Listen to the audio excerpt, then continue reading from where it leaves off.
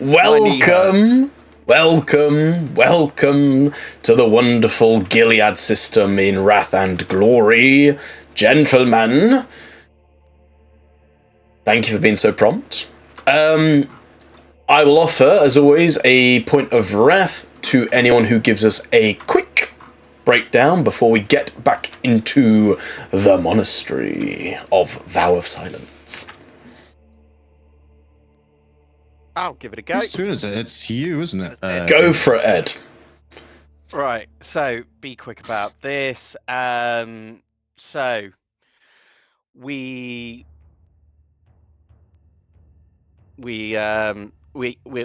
found an orc mimic, proceeded to kill it in brutal fashion. Squig.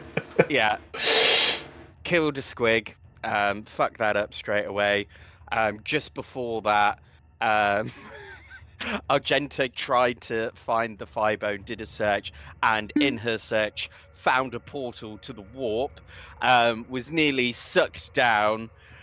Paul tried to gravity, didn't work. Fortunately, brother Gerhardt grabbed her, fucking suplexes her out of the warp portal. Everything's hunky-dory, everything's fine. We then go into the next room after that, and we find a room with 3 chandeliers, this Captain Sly Stabber, and a bunch of mobs of little old orcs and some bigger ones. We decide to be stealthy and cunning about it for once instead of guns blazing. So Gerhardt hides in the shadows, sneaks in, whilst Paul starts to move in to pull down some of the chandeliers and gets in close. Just as he's about to pull his chandelier, Argenta shoots at the chandelier above the captain. It smashes down. Battle ensues. Paul starts pulling down chandeliers. Everybody started getting stabbed. People nearly die. Gerhardt gets fucked up, gets healed. Paul gets immediately fucked up and then gets healed. He then starts squishing, makes very inventive use of the ginormous tables and starts squishing the little orc boys underneath it, maintaining a lot of the battle for us. Sorry, what do you call it? Where it's like controlling the battlefield, controlling the battlefield and how it's being fought. Once Argenta healed Gerhardt, she unloads on the captain, Sly Stabber. He runs away into a hallway like the coward he is as we finish the rest of them off. And then Lord Gerhardt chucks through a grenade, blows the fucker up. But we don't realise that he's dead, so we assume that he's still alive and kicking. So we follow suit to find a corpse and one lone gobby that's trying to run away, to which Gerhardt sprints over and just absolutely eviscerates him. And then there's, in that last room, there's a bunch of little goblins. We just slaughter the fuck out of all of them. Gerhardt makes sure that he, so we don't forget, he determined the rest of his shock off, so he's fine health-wise.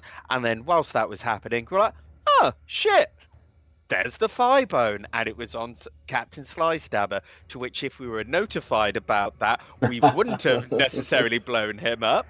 So fortunately, that grenade didn't blow up the Thighbone, just proving how holy this relic was and why the ruinous powers wanted to warp us all away.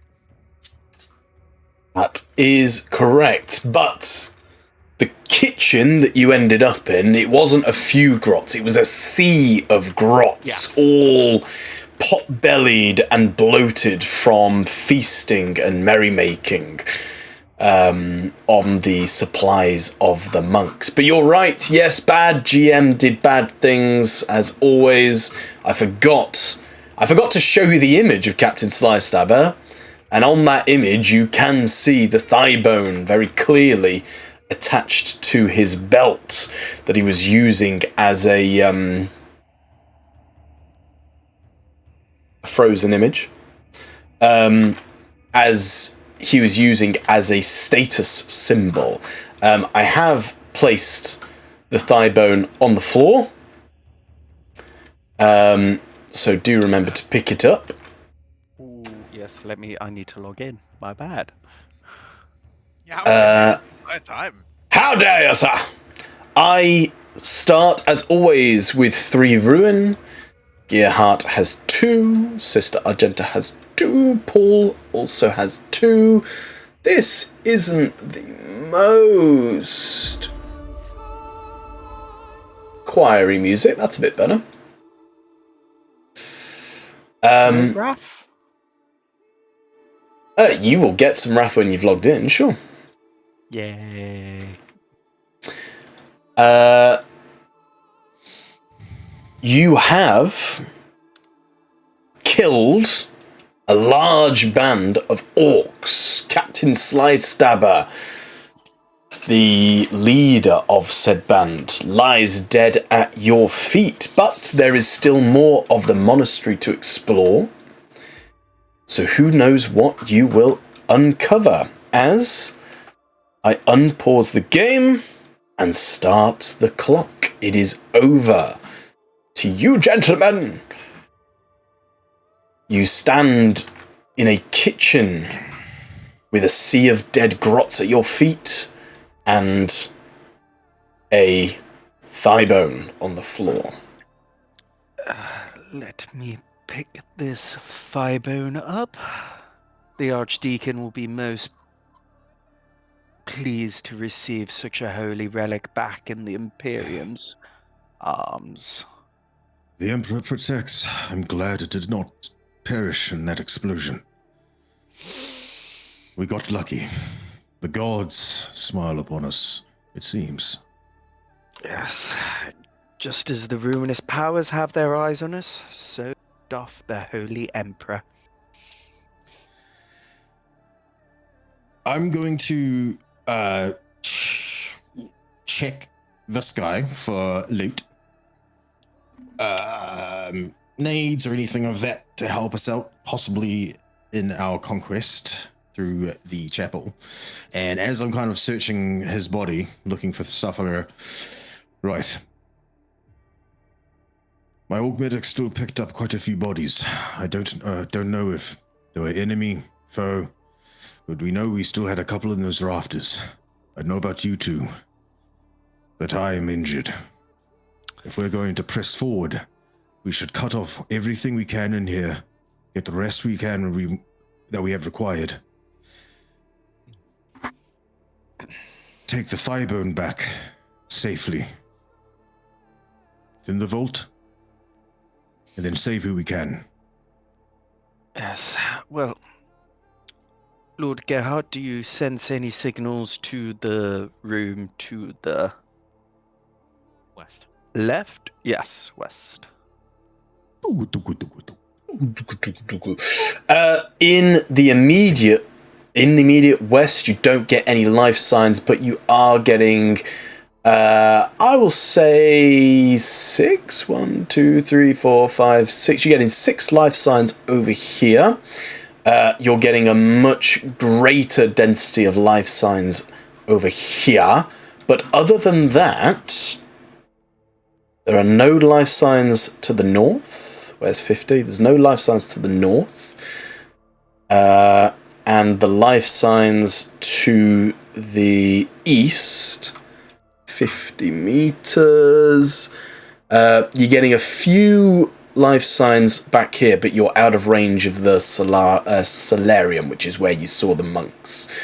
But the majority are now... Wasn't there one and here. round the bathroom? There was still here? one round the bathroom. You no longer pick up that signal. Shit. Well, we do know there's a doorway here. What I propose, with Paul's aid, we block this doorway with the rubble inside the room with the shattered glass. We head into the room where we found this individual here. We block the doors, We rest, recover, and then we continue on. We've got all the exits sealed. No one can get in, no one can get out. We do have our main objective already, the thigh bone. This is what we're here for. That if we can save Imperial lives while we're here, then that is what we must do. You concur? I do. I concur. We must save that Imperial priest's life if he's still alive. I wonder where he... If we thought that life sign was there, I wonder where he could have moved to. Hopefully they haven't found him. We have at least thinned Hopefully. the herd. Mm-mm. Right, Well. I'm going to finish up here, take what I can from this creature, and then we should begin our operations. Are you specifically trying to loot the orc boys that you chased into the kitchen, or are you trying to loot Captive Slystabber? Slystabber. Slystabber, right. Slystabber, what have you got on you? On him, it is all orky equipment, aside from the thigh bone, which you looted from his body last session. You see the usual orky equipment, a slugger. He's got a big chopper. He does have 2 sticker bombs. Can I just drag and drop them there? No, I can't. That doesn't work. That's annoying. Sticker.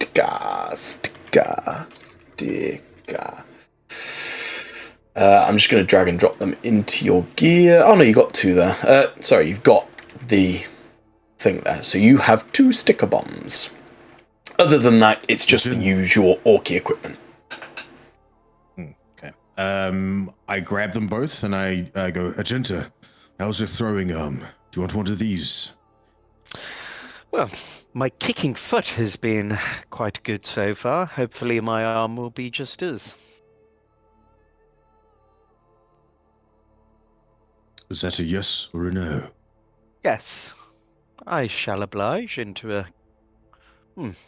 Ew, how primitive. Yes. Try not to blow yourself up, or Paul.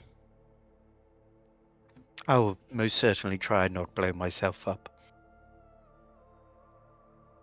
Or as you Paul, pass... are you okay?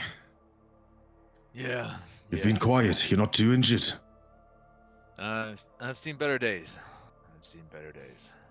Just keep an eye out on any of these grots. Make sure all of them are well and truly dead. And from Paul's perspective, he's got 6 out of 8 shock and 3 out of 8 wounds. Ooh. Well, Have you got enough strength to do a little bit more toil before we rest? Yeah, I can probably move some things around. Good, I'll help you. right. Well, let's barricade these doors. Come on, Lord Gerhard. Are we doing it in this kitchen area here, or would you like to utilize the hall we were just in? Perhaps move the tables? I'm thinking about utilizing the hall. There's also a doorway to the west, past where the rubble is. I would like to close that off also. If anyone wants to get through, they're going to have to get through us and the barricades we set. We are going to rest. I do not want any of these xenos scum leaving this planet. They will all die today. So we block him in. We blocked them in. Alright. And I guess similar to the barricade that he put over here, he's going to try and start using a variety of gravity warps on various large chunks of scrap that are holding up smaller chunks of scrap and trying to sort of move them all as single chunks of single units. Doesn't this room have a giant hole that we were able to shoot through, though? That's the one over there that I've put some scrap around. He points over to the top right corner of the room, of the space. Cool. I should probably do a Perils of the Warp or a Psychic Mastery roll. Before you do that, just for my smooth brain, give me a rundown of what you're trying to do, everyone. So you're now in what is known as the cloister, which is a big open-aired area. So above you is the clouds, the skylines. You have the broken glass to the north, where you've barricaded what was an entrance, but you still have broken glass that you could potentially vault through.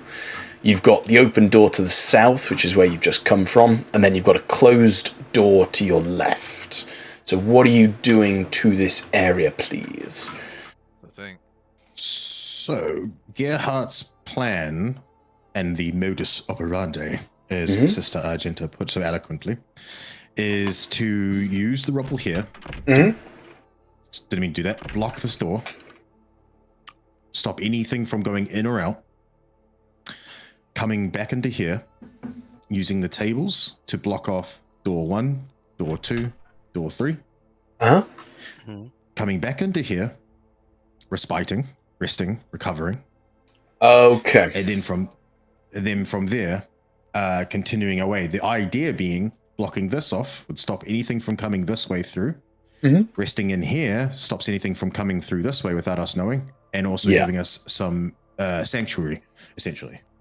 Okay, so if you're in the cloister area now, so I assume you're going to start with this door here. If you want to start moving some of the equipment, if you're doing it by hand, I'd like a strength test. If you're doing it using the force of your will, I'd like a psychic mastery test. If you're doing it with strength, it's just a DN3. If you're doing it psychic mastery, it is also a DN3, please. So what I was hoping to achieve is with this, him using his psychic mastery and gravitational floating and stuff, Gerhardt is helping shifting bits and pieces in place because he can make them float or do whatever he's doing. Basically, I'm also helping, or maybe I'm shifting and moving things as well. So I'm not just letting Paul do it rather than Paul can lift up a big thing and then you're piling things onto that big thing and then he's effectively holding the one big thing that he can target, because he can target just the one thing. And then with you guys' help, we're like keeping it balanced. Like a big metal tray or something like that. Yeah. Okay, how's about this then? I would like, because this sounds like a help action to me then, could Paul roll just your psychic mastery test, but with Gerhardt's survival bonus? Which is 0, so we can't use that. What else could we do it with? Just strength then, which would be 5. So be your psychic mastery with a bonus 5. Okay. Yeah, I'm helping physically. Nice! Easy. There we go. No perils of the warp so far. No perils of the warp so far. Well done. So, describe what you do. How do you use your powers to achieve your goal? Tell me about it. So Paul is now going to he's going to survey the environment. He's going to see what all of these objects are. He's going to find the biggest one that he can, and he's going to sort of open himself up to the warp, slightly channeling it, eyes glowing, fabric sort of wafting through the force that's being applied. And he goes, and then lifts his hands up from a distance, and this thing starts shifting out from the ground as he sort of warps gravity around it, forcing it to sort of go upwards slightly. And as it does, he then shifts the gravity so it's neutrally buoyant. So it's kind of like just almost floating there momentarily. And then amazing. With Gerhardt's help, making sure all of the physical objects that are on it remain on it with additional like piling on top of it. While that's happening, Paul is like constantly shifting the gravity to account for the added weight, to keep it aloft. And then once as many things have been piled on top of it, he'll start shifting it over to the door and just kind of like lowering it onto the ground. And it kind of like shifts under the normal gravity of Yeah. So you, Gerhardt Argenta, you see these heavy blocks being shifted around. You see these heavy tables, chairs, scrap metal, everything being shifted through the air, almost as if they had no weight to them whatsoever. As they get close to the door, Gearhart, you just use the own momentum of that gravity to slowly place them down in ways that make it completely impossible to open the door. You've successfully blocked off one of the entrances. You spend about 10 minutes doing this. Whilst that's happening, can I use my Medicaid kit to get rid of some of my wounds? Because I imagine if I did that to Paul whilst he's doing that, that would probably be a bit too distracting. If you want to spend a bit of time doing that, you can do. We're only stopping for 10 minutes. Would that be enough time? I mean, you could just do it as a combat roll. It's fine. Ooh, that'd be good because I need wounds. But what? So hang on. So we're effectively just role playing, making the place safe. Mhm. In order to do what was it? The equivalent of a short rest, a recuperation. Idea was for a long rest, for a respite. Okay, yeah. Well, because Jinta can only heal one person during a respite. So regroup is your short rest. Respite is your long rest. Respite is downtime lasting at least 6 hours, whereas a regroup is approximately 1 hour. And so I wanted to block off everything to stop anything going in and out. So even in a long rest, it should be funneled everything in. Yeah. So effectively, yeah. Okay. I'm just gonna do a quick. I'm gonna find my own information for once. R for respite. 196. Because respite just basically gives us all shock and wounding, just automatically, doesn't it? Yeah. Respite is a long period of downtime, strenuous activity, blah blah blah. If a respite goes uninterrupted, your shock and wounds are reduced to 0, and your wrath points are reset to 2. Oh, fuck. Resetting wrath in this way could increase or decrease your current wrath. You cannot gain benefits of respite if you are dying.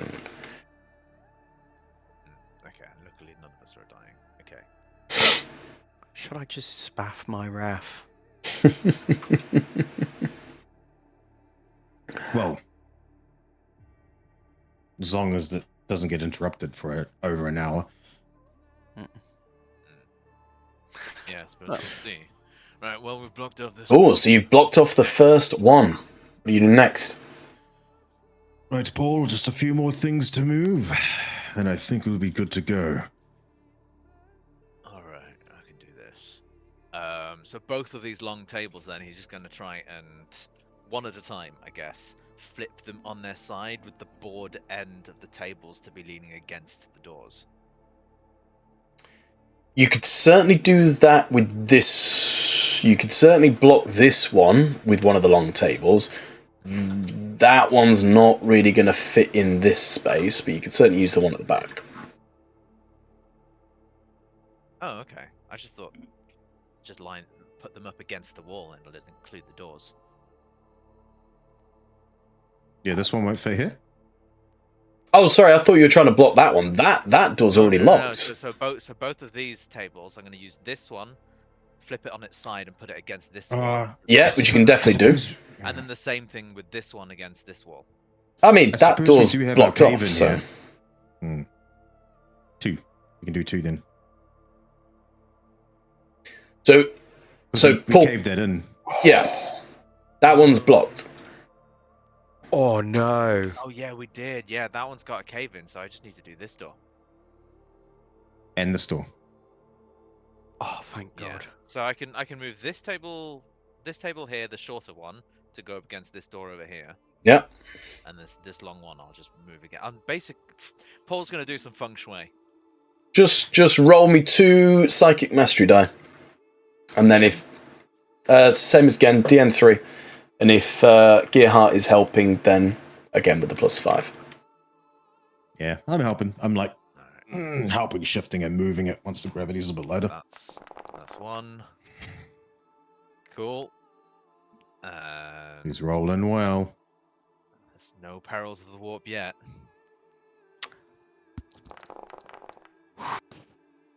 Nice. Nice. There. You easily, it's almost Harry Potter-esque, the way that Paul is moving these tables around. He slams the heavy, large oak table against the wall, propping it in such a way that it would be near impossible to break through. And same with this one at the back. Pushes it against the wall. The doors to the north are much taller, as described in the last session. So although the door is blocked, it is not a complete blockage, but it is certainly... Right? Mhm. So at least that table stops it, hopefully, from being as easily opened inwards. Yeah. So you do this. You are sealed inside the refectory. And as this happens, my complication for my fucking heel, clumsy tongue, you do or say something you didn't mean to do. As she is kind of sewing her wounds, she goes a bit too deep with one of the needles. She's like, screams, "Fuck!" Oh, sorry. And I've healed my wounds. But caused maybe a very loud noise. Okay. You're sealed in. Over to you guys. If you're doing a respite, that is a 6-hour-long minimum activity. If you're doing a regroup, that's 1 hour.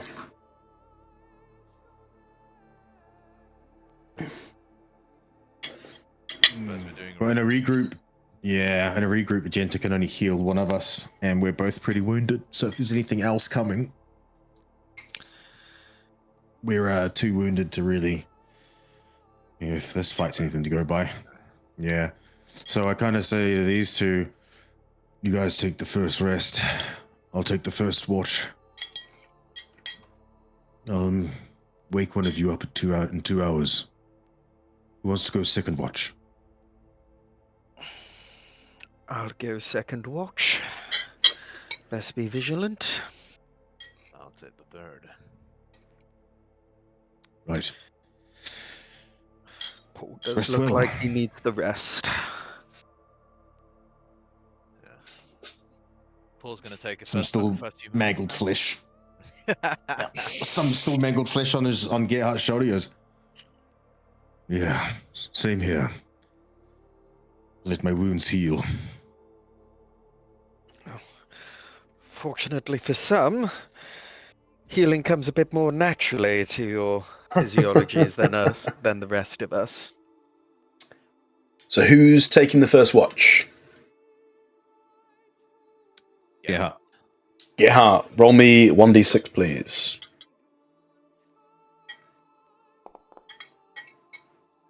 Lovely. Who's taking the second watch? What? D6? Oh no. Interesting. Boom. Roll me a 1d6 when it's your turn. Come on. Oh, yes. That's some good averaging. So, let me progress.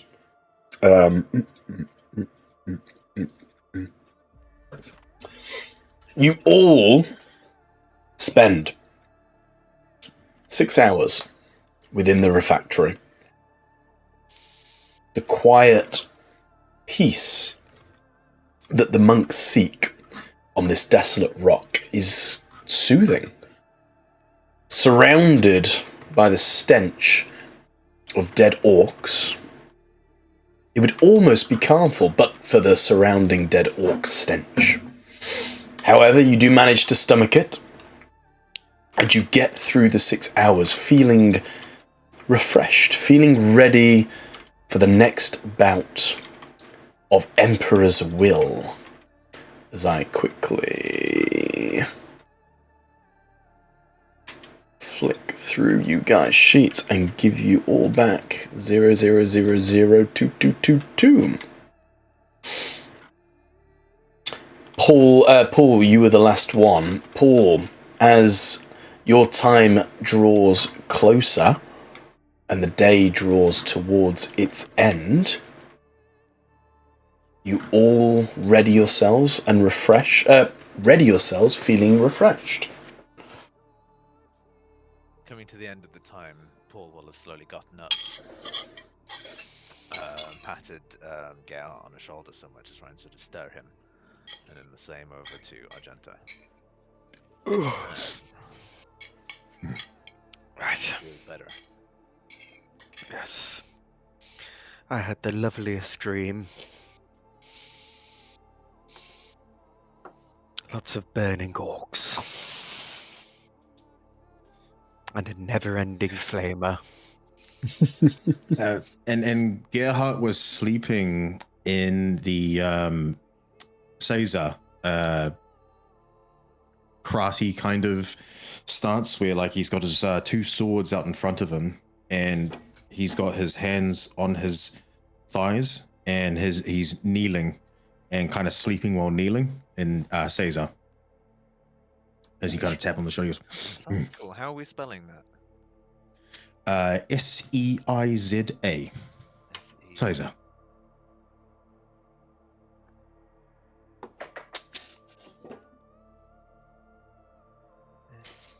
Oh, SEI. Z-A.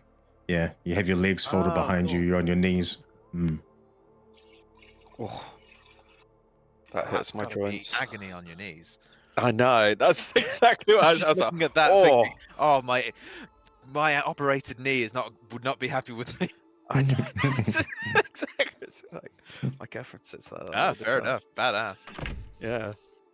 A little bit of flavor. But I also, in my 2 hours, I didn't get a chance to say it, but I would have been keeping a lookout, and I am maintaining my chainsword and my eviscerator. I am sanctifying almost. I am pleasing the machine spirit within, thanking them for saving my life, and treating them like paintbrushes I use to paint on a canvas in red. Nice. nice. Cleaning them with a cloth, picking all bits of viscera out of it. Blemish is gone. For some flavour, give us a tech roll, DN4. Okay, DN4. I mean, likelihood low, but it's for flavor, so It's flavour. That's fine. So you do spend that time cleaning it, maintaining it. You remove all the disgusting, vile orcness from the blades, wiping off the black ichor, removing any of the bones from it, bringing it back to chapter standard. Your chapter master would be proud to see such fine weapons.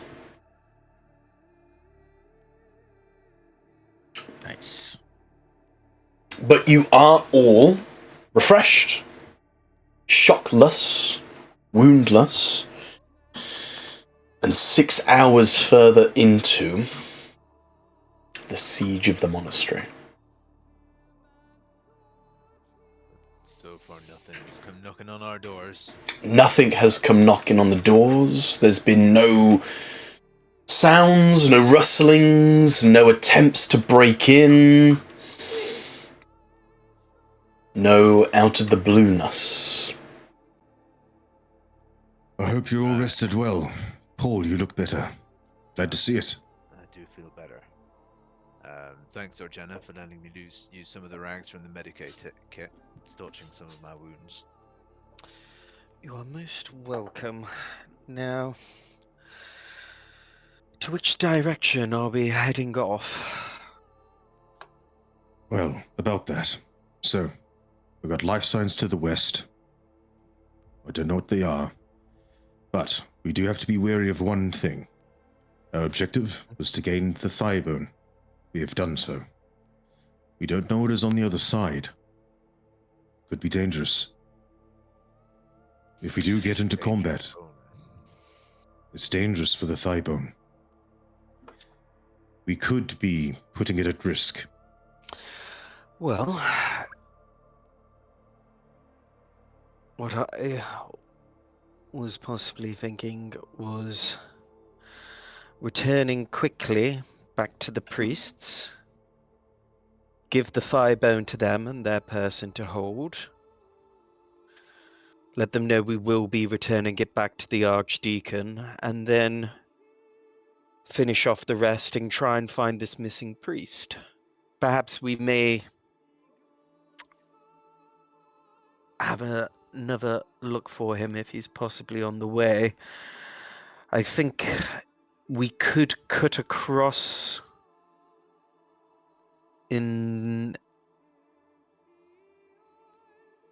across the east in the next room.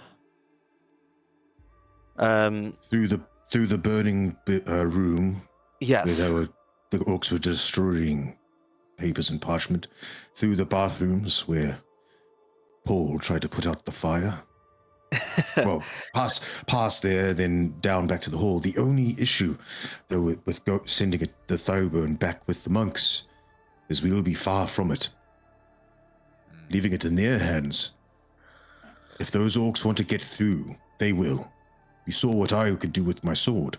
Imagine what several of those could do with those bombs we found on them. They would take that thigh bone like nothing. Well, if the orcs were to kill them, they would have already done so. They're clearly keeping them around for sport, and we're keeping them busy enough. We most certainly cannot leave orcs in such a holy building, or on any imperial soil, full stop. Agreed. So we either endanger the thigh bone whilst killing the rest of these orcs, or we impart the thigh bone to their care whilst we finish them off ourselves. I have more faith in your... No, you go. All Paul would say is one solution puts the bone out of our sight. The other, we are in direct control of it. I trust our capabilities. Do not trust the monks. They seemed not fit for battle. You're mirroring my same thoughts, Paul. I have more faith in Agenta's ability to keep it safe than keeping it with the monks, even if it is in the line of fire. But if there is more combat to come, Agenta, you will have to be wary of your positioning. We cannot let that thigh bone be damaged. Yes, I will have to take a more reserved approach when it comes to combat with that in mind. We can try and fight from a distance, and I can see if I could charge up my dome and keep us both protected a little bit longer within it. Yes. There's no guarantee it is strenuous, but I can try. I will say the last combat, where we were a lot more reserved, I was in a lot less peril, thanks to the two of you. You meat shields. Well, yes, this whole taking cover thing is actually quite helpful. I know. And especially, I understand now if I am to float, I cannot unload my bolter. Not without good purchase, at least. Most certainly. Well, my lord, to where should we go? Should we, I presume it's west, and if that's the case, are we going a direction that we already know, or are we going through the Oh no, we barricaded that, so no, we can only go through here, can't we? I think Paul and I stacked enough of the junk in front of it that is impossible unless we clear it. So I say we move this table, we head west, we stay frosty, and get this done, and get this xenos scum off this planet and out of this chapel. Right. Well then, she. Do I have a backpack? Do you have a satchel? Yeah, carrying stuff's a bit weird. You don't really have a backpack, but you also apparently have a heavy bolter, Balkan, and hand flamer. So Yeah, apparently, like within my gear, I've got a mess kit, ration packs, a grooming kit, a blanket. So I'm assuming there must be some sort of backpack or something, right? Unless backpack's an item. Well, her power I don't know. pack. Yeah, the back thing she does have is a power pack for the armor. yeah, like there's no. Let's just assume that stuff fits in places. It's fine. We've got a. It does the RPG thing. Ouch. Where you put it in your back and it goes yoink. Yeah, exactly. You all have a bag of holding just like in your ass or something. So, Paul, Paul, give me that final psychic mastery roll as before. DN3. The door's alive. The door is alive. I'll be helping again. That damn warp. Oh, I mean, yeah, we help. the help isn't the big part, is it? Because you got like 10 dice. Oh yeah. It's only a DN3. There it is. That's what we're looking for. There it is. It's just Give a him rap the rune. complication. Yeah, give him the rune. Oh fuck! I should have. I don't know. Saying something wasn't that bad. No, saying so, it's not that bad. It's up to Paul if he wants to give me ruin or roll computation. Give him the rune. Well, okay. Let's have our first give you the ruin because we haven't done that yet. Sure. So There we go. you, You're in You- danger with complications. with the force of your mind, you raise up the table, but as you open yourself to the warp, you see these fleeting images, these unusual, chaotic tendrils just flashing across your eyes, and it's momentarily distracting, but using your will, you're able to force it away. Glory, glory? Oh, that's just for me. I've got shifts. Oh, right, okay. Can he shift on a... I mean, yeah, go for it. Cool, carry on. I mean, I've shifted all the other four, all the other ones as well. So I mean, you can't shift on a psychic power, and this would technically be a psychic power, but I've told you to just roll psychic mastery. oh, good point. Oh, you can't shift glory on a psychic power? I don't think you can. You can't shift on a psychic power. There is shift there, for there is effect. there is something. I can't crit with psychic. Oh, no, ignore me. Anyway, carry on. Oh. You enter... I don't know. Do you enter? Someone enters. Follow. Yeah. Cool. You Take it enter down. back into the kitchen after 6 hours. The sea of grot bodies is starting to stench and foul up the place. The black blood is beginning to stain and seep through into the tiles. But other than that, nothing has changed. There's a room, there's a door on the opposite side of the room. Okay. Okay, quick little scan to see how far away they in this next room.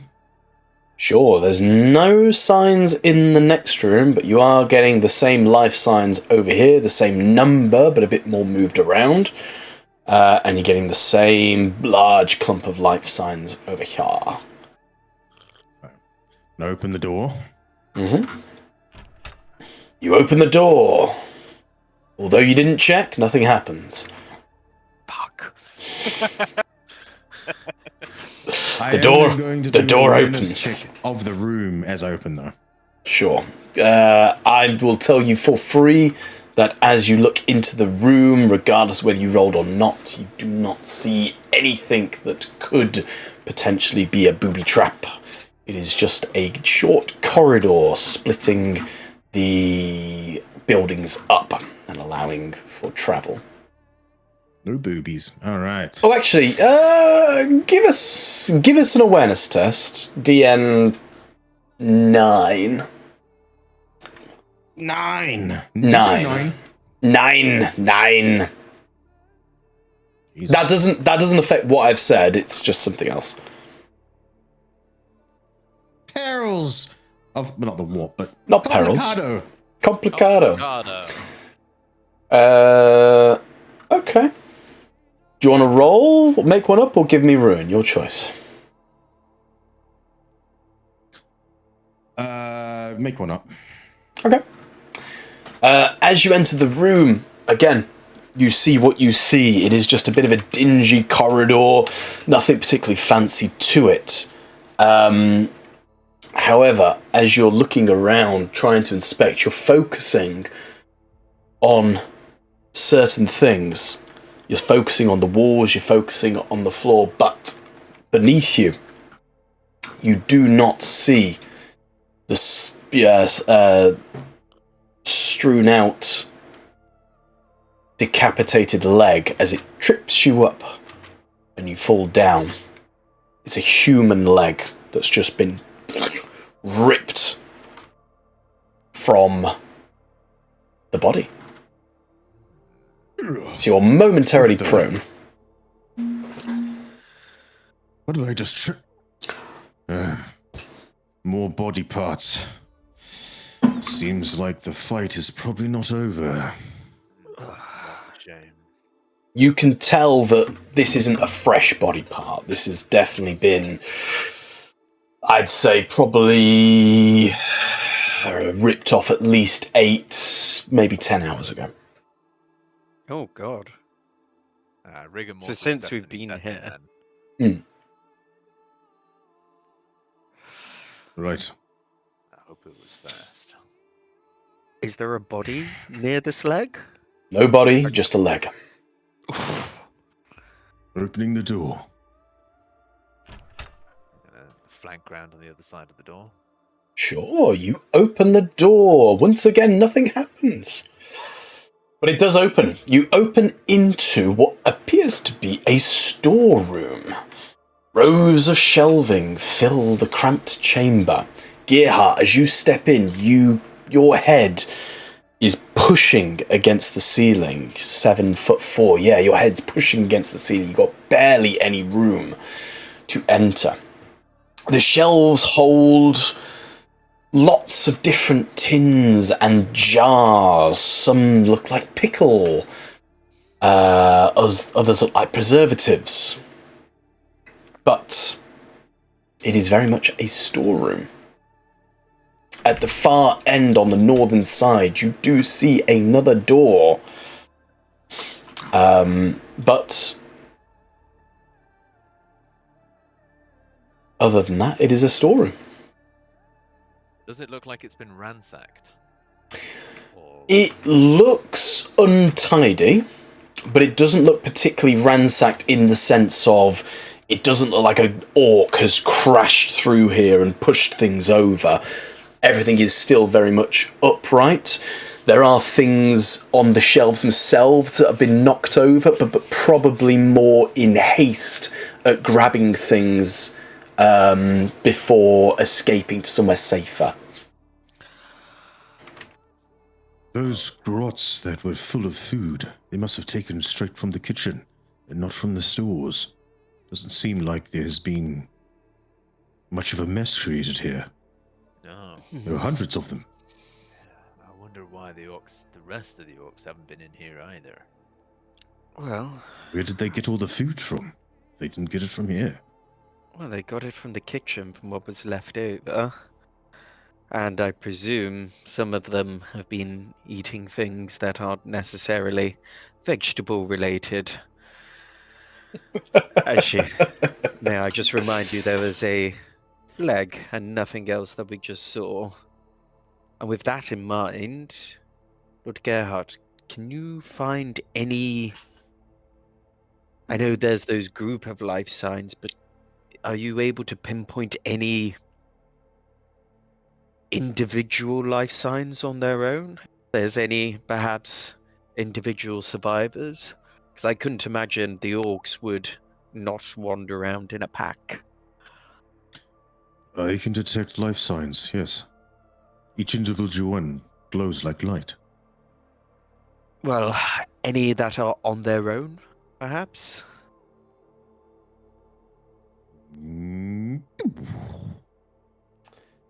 As I Same. ping. As your Auspex ping goes out, you get a similar picture to before. You have the large group to the far north of you now. You see a much smaller group just on the other side of this door, and you can hear murmurings, the sound of low Gothic through the door itself. Outside of that, you've now lost all life signs from the east, so you're not picking up anything from the east, and nothing to the south either. I go, shh. I hear voices. Listen. Do they sound... They're speaking low Gothic. They're speaking low Gothic, yes. But do they sound like...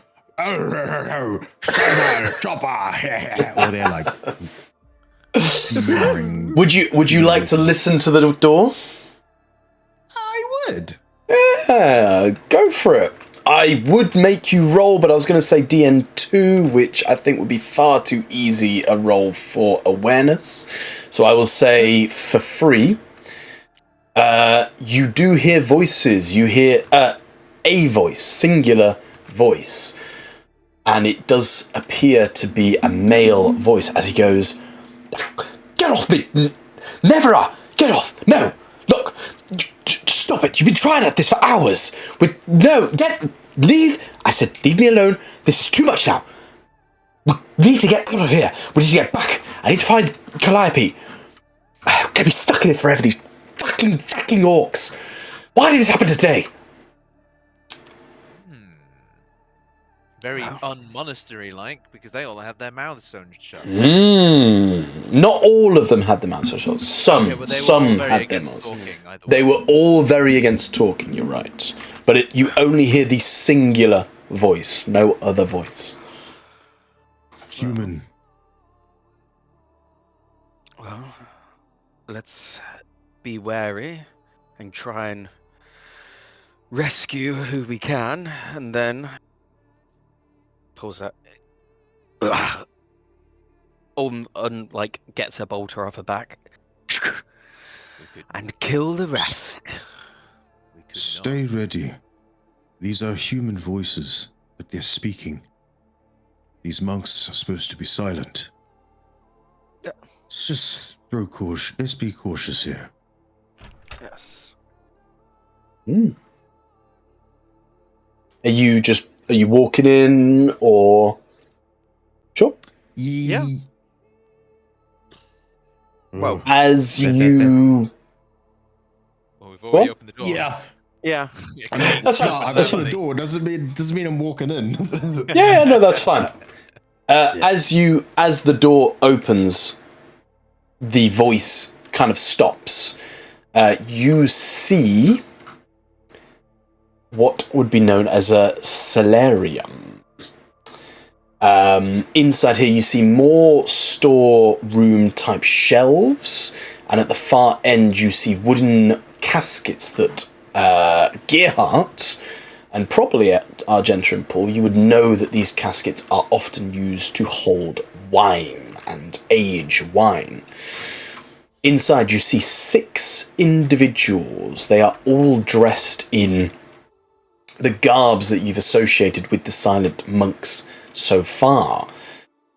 You see a dark-skinned man, a black man. You see a tanned woman who is fervently writing down everything on some scrolls of vellum. You see a twitchy woman who keeps trying to approach the man who is speaking and being quite angry. She has a like a cotton wool in her hands. The man who's been speaking, he's got blood on his nose. It's now dried and matted into his face. You also see a thin, pale individual who is on their knees, head down to the floor in a position of prayer.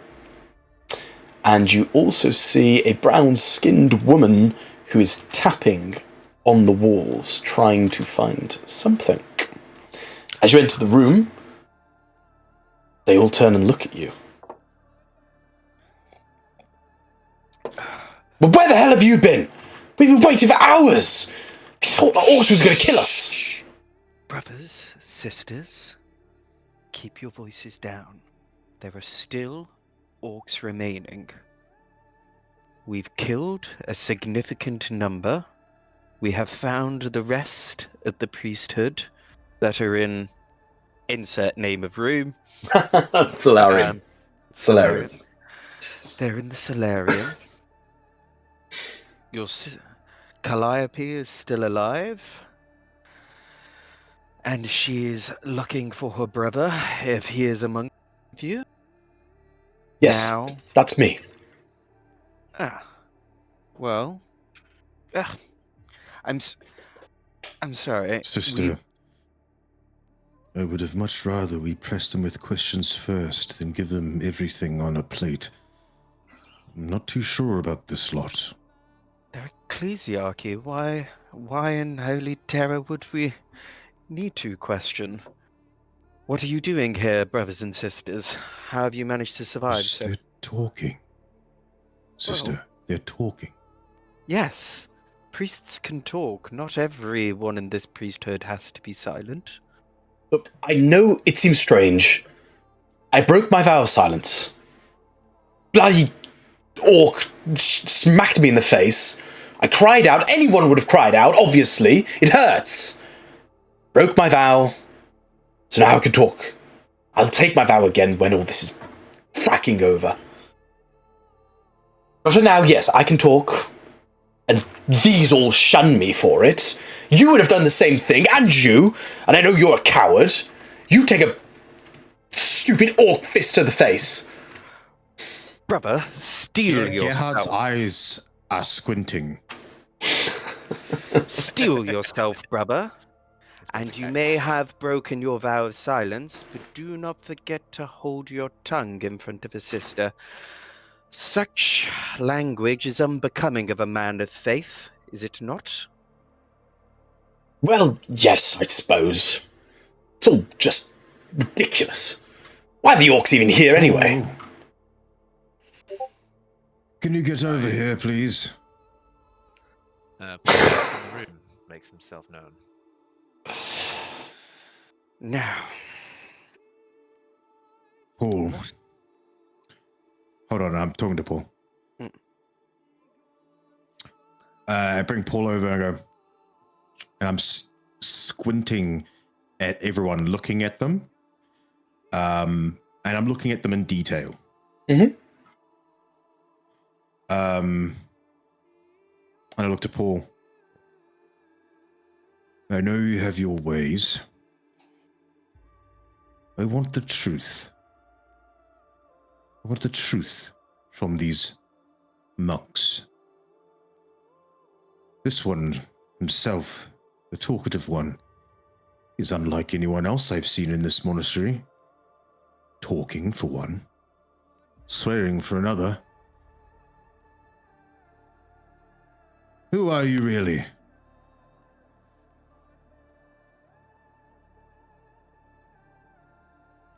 What do you mean, who am I Yes, really? now, because my friend Paul here is very persuasive, and I do not wish to use a certain skill set in order to get the truth. Who are you? Argenta pulls her bolter on Paul. You so much as use your warpish powers on my brothers and sisters, you will feel the Emperor's wrath. Sister, stand down. Clocks Now. her gun. You stand down, Lord. Pulls out his chainsaw. I feel like we're getting off on the wrong foot here. You Sister. think there's something I'm afraid of? I don't think death is something you're afraid of. But if you get in my way, it is something you will receive. Well,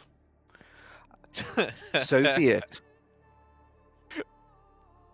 I think taking this moment of antagonization slightly to Paul's advantage, Paul now turns to the group of monks and says, "As you can see, we're under a little bit of stress right now.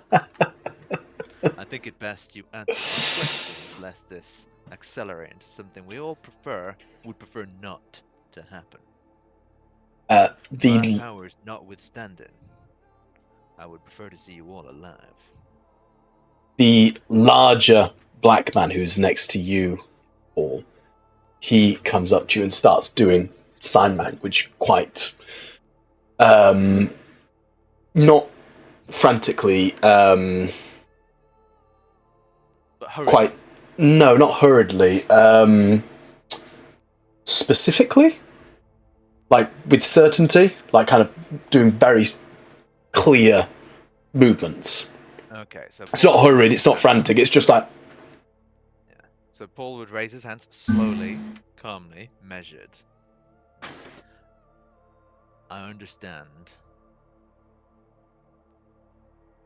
The doctrine here is to remain silent. I also understand why that is the case. You believe that speech will impact...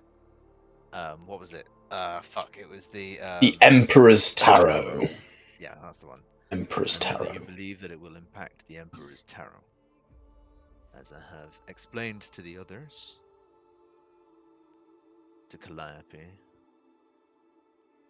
my teachings, my knowledge in the ways of how these things come about, it is not speech itself that will corrupt the tarot. It is the intent behind their words that can corrupt it. We are allowed to speak. Nothing bad will happen. I would advise, however, and he gestures to the monk that is speaking, Mhm. that the intentions behind your words remain peaceful and loyal, such that we do not corrupt the tarot. With that in mind, may I now have your cooperation? He says a little bit more seriously. There are orcs still here. We are under duress. Then he also casts his eye over to Gerhardt and Argenta, lying a little bit more lengthily on Argenta, saying, with the kind of like body language to say, "I'm not going to do anything. Chill out." She pulls her bolter to the ground. Nice to see you don't always follow orders. Pulls out a data slate. And, brother, you needn't break your vow. And passes him his data slate. You can type here whatever you wish to say to us. You pass it to the tall man, yeah? Yes. So he looks at it for a minute, eyeing the data slate, and then quite gently, really for a large man, starts pressing on it. The sound of his fingers across the screen barely audible as he writes down, my name is Givant. We are all silent monks here at Hephesteum's Rest. We were chased in. We managed to escape through the secret tunnel. We have been trapped here since they arrived, and have not managed to get back to the Solarium to see our brothers and sisters. Can you help us? And he'd also say, Thaddeus, pointing at the person who's speaking, is correct. He was struck in the face and broke his vow of silence. And as he writes this, you can see there's like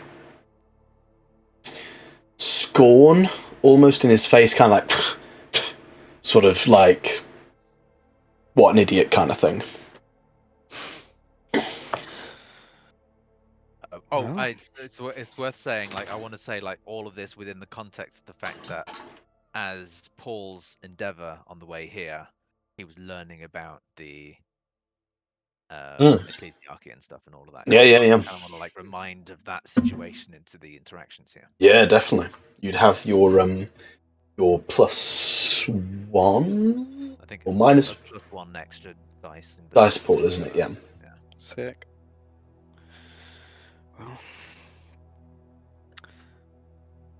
Well.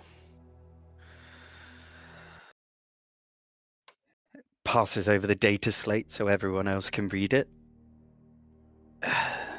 They are genuine in their intentions, Lord Gerhardt and Paul. We need to get them back to the solarium, safe and sound. The rest of this orc threat. Where is the secret passage, and where does it take you to? Pass the data slate back. Givant just points his arm towards the north, where you see a door, and just kind of points at the door and then gestures twice. I have a better idea. We're going to escort you back to the rest of your monks. That's the right thing to do. You should be with your people. We have not scouted out the rest of the area, and of course they'll be happy to see you, won't they?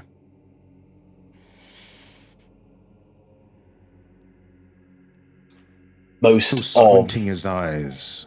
Yeah. I pick up what Gerhardt's putting down, and I'm also gonna like, not necessarily squint, but I'm just gonna pass my eyes across all of them to see what I see. Sure. Most of the monks at this are kind of like Aquila and, bowing reverently. Thaddeus is thankful, but doesn't seem to bow as fervently as the others.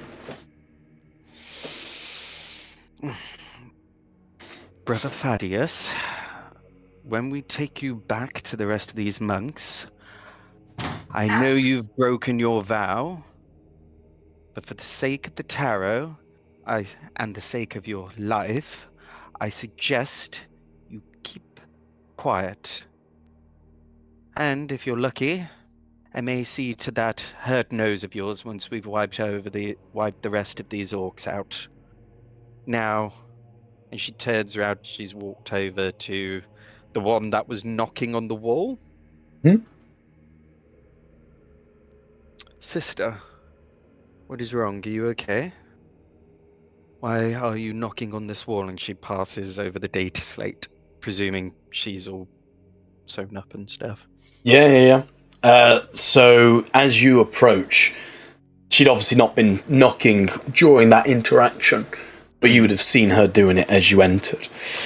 And is it a she? Let me just double check. She, brown-skinned woman. She just writes back,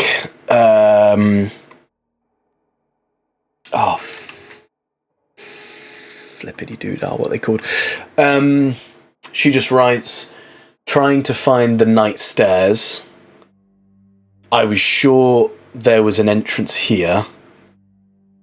Would take us back to the solarium without upsetting without crossing the orcs. She dashes over back to the rest of the group. Brother Paul and Lord Gerhardt, it appears There's a secret entrance in this room that could take the priest right to the solarium. I suggest, rather than trekking through the rest of the temple, we try and find it in this room. Could you all specs? You are too trusting and too rash. And if you threaten me again, you will lose your hands. Pull a weapon on a brother. You lost your mind. I did not pull a gun on my brother. I pulled a gun on someone who is possibly threatening the ecclesiarchy. And if you threaten the ecclesiarchy again, and those of my ilk... You speak rashly, sister. You speak rashly. You do not know my plans, or whether I was trying to threaten anyone here. You told him to use his warp powers on my people. Have you ever heard of a threat before?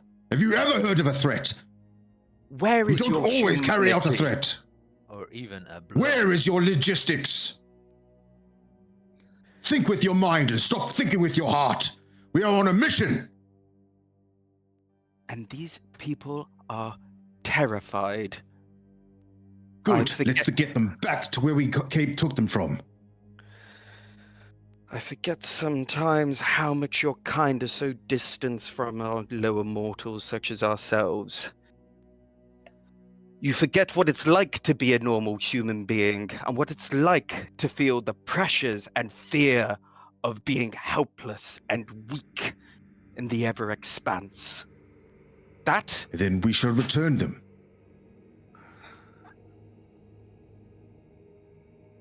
That brother over there, he will make sure to keep his mouth shut. But any normal mortal hit by one of those beasts, a few foul words is a lot less than what us mortals. Some even go even further. That's why the ruinous powers exist, and that's why we feel things such as fear, my lord, which something I think you've forgotten that the rest of us do. My intention was not to use Paul's warp powers. It is called a threat. It is used for persuasion and intimidation. Sister, I am not so rash. I may not be one of you anymore. I may be further removed from whence I was.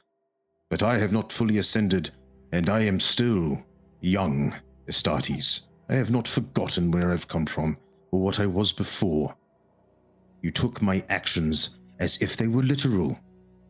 It is a bargaining chip I was using, which now, obviously, these monks now know well and truly, because you acted rashly, thinking that I was going to slaughter or use Paul as an avatar to kill others. This is not how we're taught in the Absolvers. Well, and you must remember, this is where I come from, and I would do anything to protect my home and my people. And that's why I think you are blinded, because I do not trust that man right there. He is off. And he, once talking to his own people, we will know whether he is who he is. Well, the rest of them have confirmed who he is, and he was under severe due stress. He got punched in the face by a foul xenos, to which would, in many cases, would kill. He's gotten quite easily with a bloody nose, in fact. Let us take him there then, sister, and we will know for sure. Why are we still talking? I don't know. You were the one that brought it up in the first place. Now, as I requested, can we please look for this entrance? We take them where we came from. I do not know what is up there, and I do not trust that man there, but I know what is behind us. But we may be taking them through undue danger. If we just find this entrance, we can just get them safely. If that is indeed what the entrance is, Well, Hence the trust part, Sister Urgenta. I do not trust this man. You do. It's not this man. It's this priest over here. Points at this woman who was knocking on the wall. She has been devout and faithful. She has lived here her entire life. Why would she not know that this entrance exists? They found this entrance, and points at the other entrance there. That was that secret entrance to get here in the first place. If she knows where the entrance is, why are they knocking on the walls looking for it? It's called a secret entrance. If everybody knew about it, it wouldn't be a secret. She's just a lowly priest. The higher ups in the order would know where that is. The larger man, I keep forgetting his name, Gevon, hears this and starts doing decisive hand movements.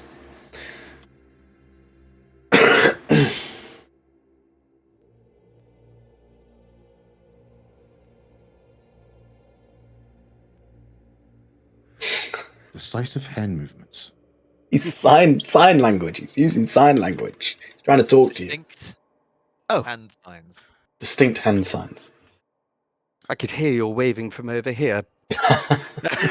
Here you go, brother. And then passes him the data slate. Cool. He jots down, or he slowly types and says, the senior priests of the monastery use the night stairs to keep watch on the other monks, to make sure they are not breaking their vow of silence. It is a true honor to be able to use these stairs. We are not senior monks. And hands it back. Is that enough evidence to deal with your suspicions, brother? Lord, even? Can we just look for this entrance? I would very much appreciate your help in this. You're the one who can see things greater than all of us with your beyond mortal sight and perception. If the passageway is real, it would offer. Yes. Sister, I will scan ahead. But if you are taking what you're seeing at face value and wish to take them through this passageway, then you may lead. I would, well, if anyone wishes to help me, I'm going to try and look for this hidden entrance. Paul, I suppose, would? Yeah, I suppose. Sure. I'm going to keep on looking at these guys. That's fine. It will be then... It'll be a DN6 awareness test. Gerhardt, if you are kind of distracted, it would be a DN7 for you. But I'm happy for help actions to be used if needed. I'm helping Argenta. You also have 5 glory, I will remind you. And it's a DN6. I'm assuming my character's the only one that heard what he heard through the door, as I was the one listening, right? You specifically heard it, yeah. You specifically heard it. Yeah.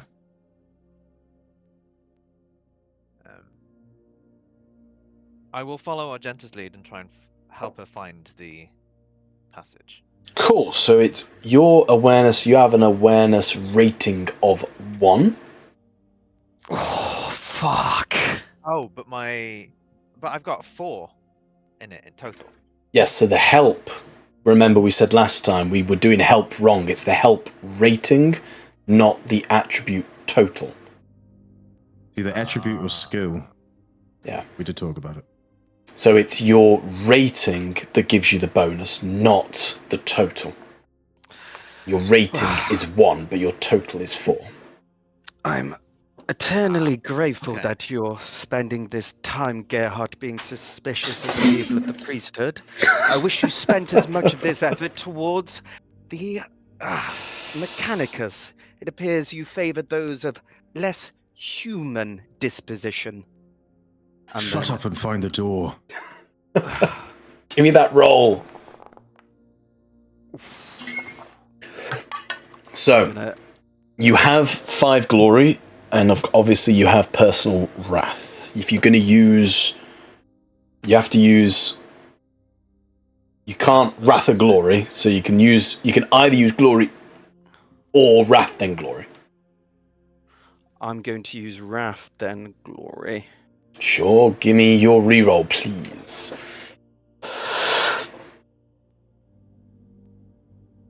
Oh, with 7 successes. Argenta, as you look behind some of the heavy caskets, you are able to find a secret pathway. I wasn't expecting you to find these, so give me a second. These were there from like the first session, and you destroyed the way you'd find them, and I was like, well, they're never going to find them then. Right, 2 seconds. That's why it caved in on the other end. I'm not saying that.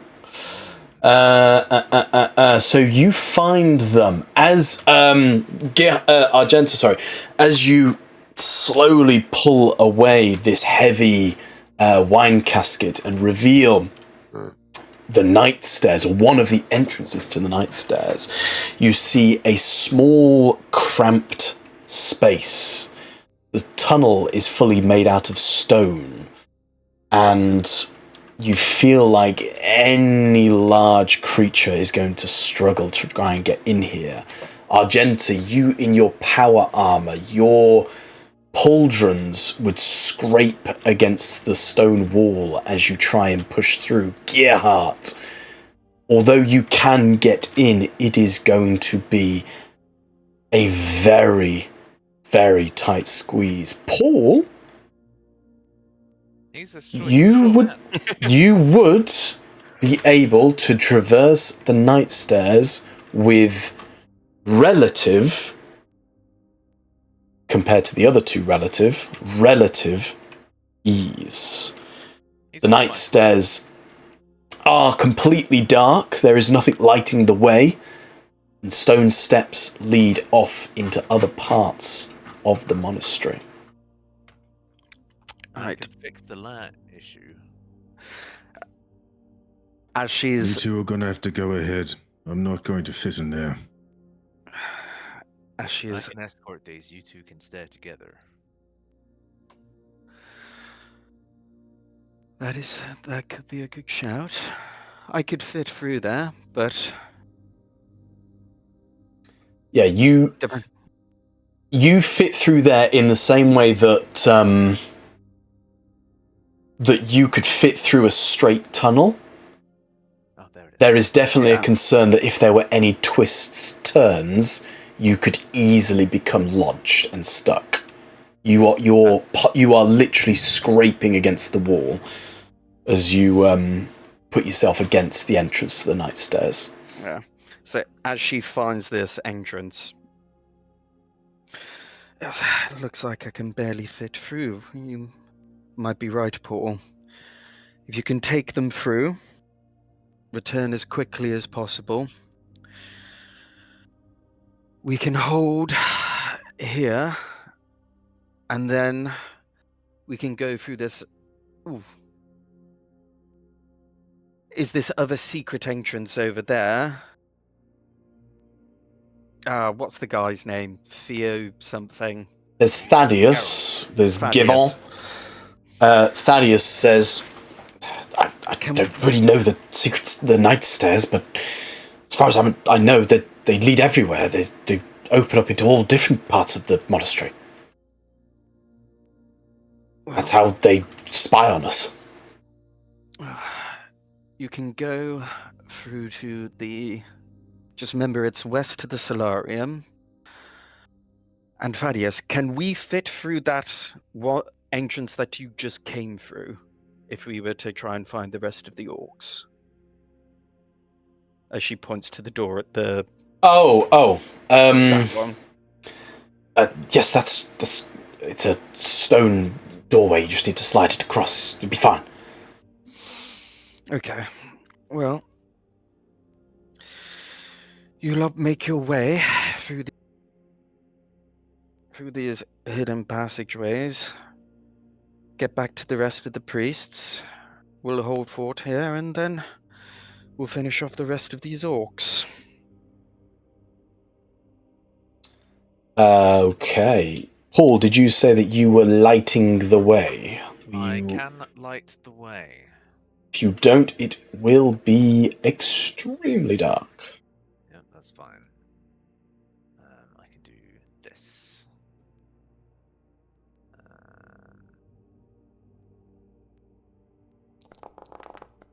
Oh, that's not great.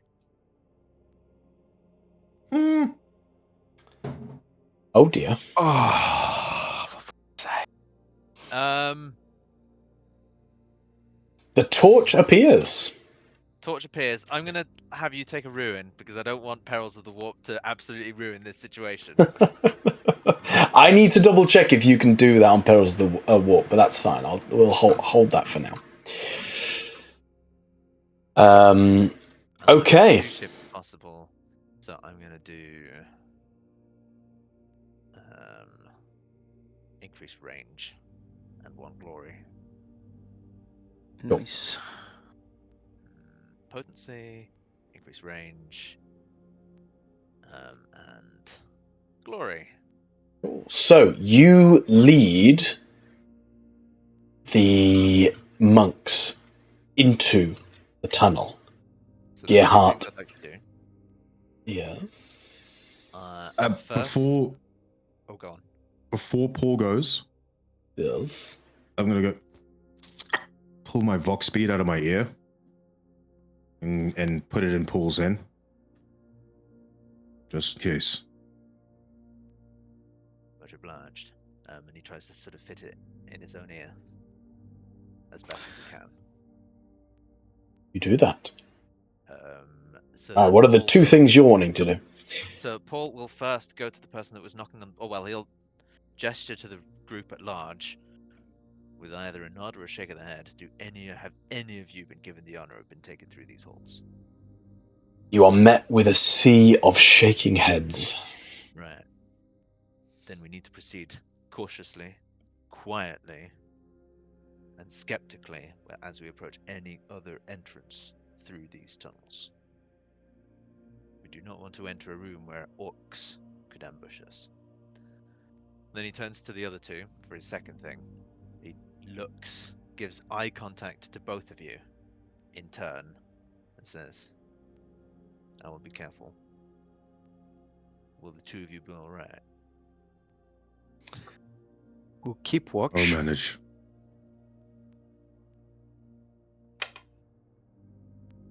Alright.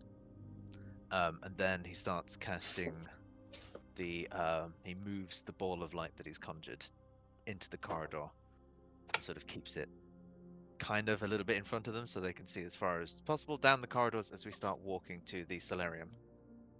Cool. So you enter the night stairs. Paul! I need a survival check from you, please. DN5. Survival test, I should say. Alright, cool. So I'm going to flavor this by going, obviously, none of us have been through these corridors, but you guys are more familiar with the space overall that we're walking through. And then he's going to ask, do any of you think we're going in the right way? In effect, trying to sort of ask them to help him. Navigating the night stairs is a complicated affair with passageways folding back on one another. The likelihood of getting lost increases with every minute spent in its narrow corridors. None of these monks have ever been inside the night stairs, so... He's hoping with group help, with group consciousness, we might be able to help each other out in terms of thinking where we roughly are within the space of the overall building. It's a nice idea, but give me a roll. All right. Okay. Did you say survival? Survival, please. DN5. Cool. The way that the night stairs weave and tunnel about, it's not a logical thing. All right. I'm going to use a point of Glory. wrath. Use your wrath. Go for You it. can use glory as well. And then maybe some glory. Yeah. I can re-roll the red die as well if I want to, can't I? You can, yeah, as long as it's not a complication or a crit. Cool.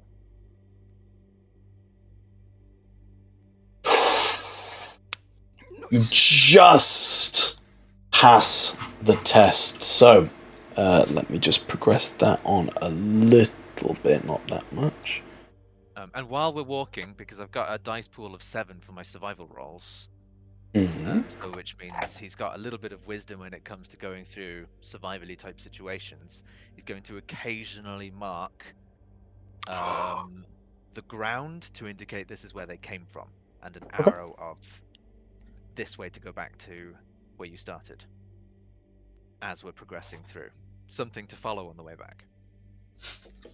So you spend 10 minutes navigating this dark, tight corridor.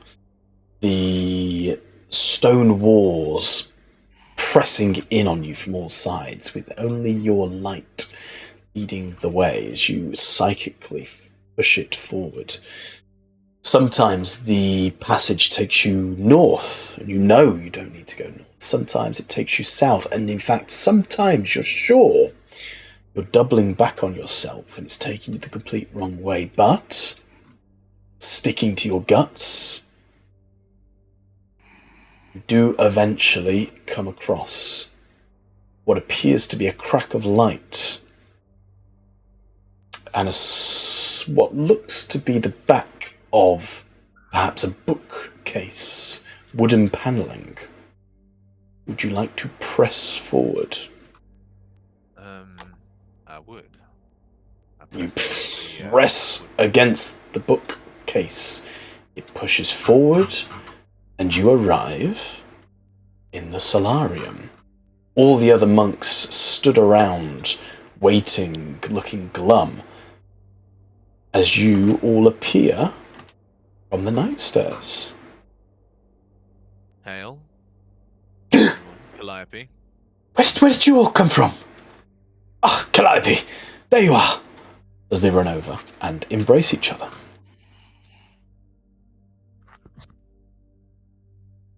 Calliope, I never thought we'd see you again. Did you rescue everybody? Was that you?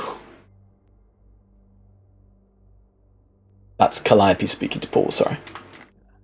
We found them. Although I'm afraid to say we found the remains of some human bodies on the way. Perhaps not everyone has survived the raid. Though we've saved what we could. I must rejoin my brother and my sister. There are more orcs to take care of. Do At the moment. Oh, gone. Do keep an eye out for Leftwin. Leftwin. Leftwin. Leftwin. Leofwin. There we go. Leofwin? Leofwin. She was taken by the orcs at the start and shoved in a dark room. We've not seen her since. Do you know where? Somewhere in the bathhouses. Somewhere in the bathhouses. I'll relay that when I get. Oh, in fact, Paul puts his finger to the Oxbead. and says, we've made it back to the others. I've just dropped them off. Still safe. Emperor protects. Thank you very much. Lord Gerhardt, they've been rescued. Oh, good. And then he'll say they're still missing someone by the name of Leofwin. There's someone taken by the orcs, shoved in a dark room by the bathhouses. There's apparently someone left, Lord Gerhard, called Leofwin. They were trapped by orcs in the bathhouses. Scanned that earlier. They were there last when I saw them.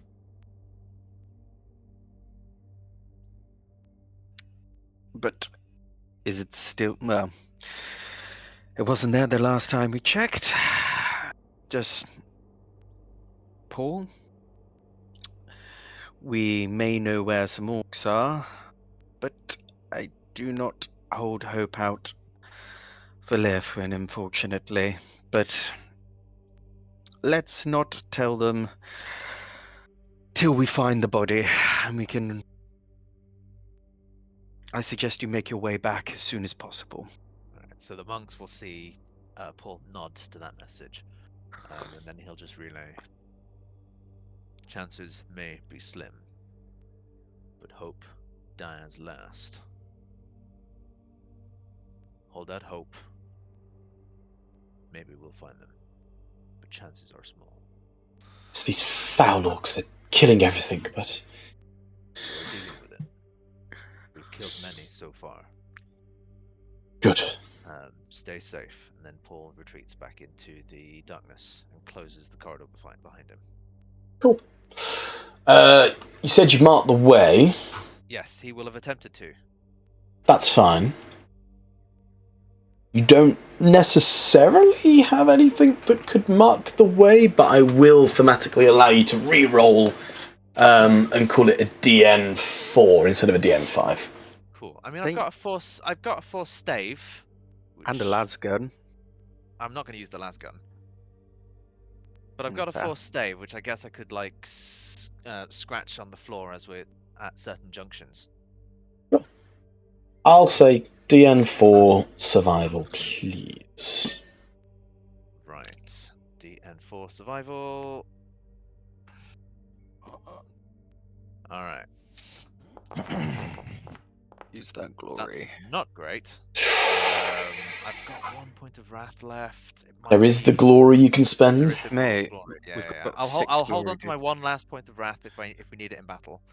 You guys happy for me to use 3 or 4 glory? Yep. Or 3 or 4 glory. For one success. Mathematically, right? I mean, I can take 2. I'd be happy with 3. I'd say 4 is fucking insane. Yeah. 3. Yeah. No more than 3. All right. So if you right click over half, that's pretty crazy. Yeah. So fair enough. Paul, let's just do a quick test. Yep. So where it says survival test, if you right click, is there an option that says edit test? There is. If you click edit test, can you add 3 where it says pool dice and click submit? Yes. It does work. I tested it. It's good. Ooh. Amazing. Okay, cool. Wonderful. So we went from 6, we are down to 3. You did need it because you... I only used 2. Oh. No, did I? Ooh. Oh, I can't remember what number I literally put in. You've got 10. I said to put in 3. You had 10. It was survival. Your survival roll is 7. There's 10 there. 1, 2, 3, 4, 5, 6, 7. Yeah, I must have used 3, obviously. So use 3. Cool. But you make your way back through the night stairs. Some of the markings on the floor helping you back the way you came as I take you back. Congratulations. The monks, relatively speaking, are all together in the solarium. You are back in the solarium. That's not confusing at all. Not to be confused at all, as I turn the music up, because poor Lord Gerhard can't hear it. You have 3 options. You can go back the way you came. You can attempt to squeeze the 2 large individuals into the night stairs, or you have the secret stone doorway to the north. Before that, when seeing Paul, Gerhard goes, "What did the monks do when you took them back? Didn't have any trouble?" We were glad to see each other. The talkative one and Calliope embraced. Calliope asked me if we had seen Leofwin, or to keep a lookout for them. That seemed to be their main priority. When I entered the room, though, and announced my presence, they all seemed to jump in surprise, as if they weren't expecting me to arrive from the direction I did. Well, if any of the senior ones were still alive, they probably would have informed them about the tunnels. It's a shame they didn't inform us of the tunnels if they're so wanting to see their own back. That is a good point. I would have thought that Calliope was one of the more senior monks.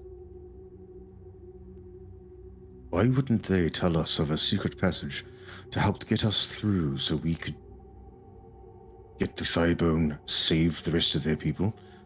Strange. Well, they wouldn't know of it, and are we going to spend all of our time deliberating? Are we going to be soldiers of action and kill off this threat?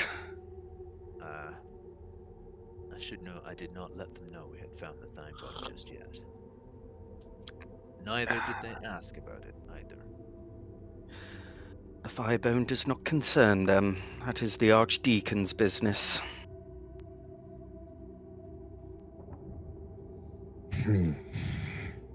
Odd. At the very least, they won't be able to let anyone know where the Thighbone is, either. Hello, little yard, what's up with you? Right, I'm glad to see that you two are still alive and well. Gerhard, Lord Gerhard, I believe this is yours. He pulls out the box bead and hands it back over. Thank you. Oh. We heard a horn. Yeah. There was hear no that? horn. Oh. Are you trying to catfish us now? Definitely heard a horn. There's no horn. Don't be silly. Carry on. I think I just heard a loud horn.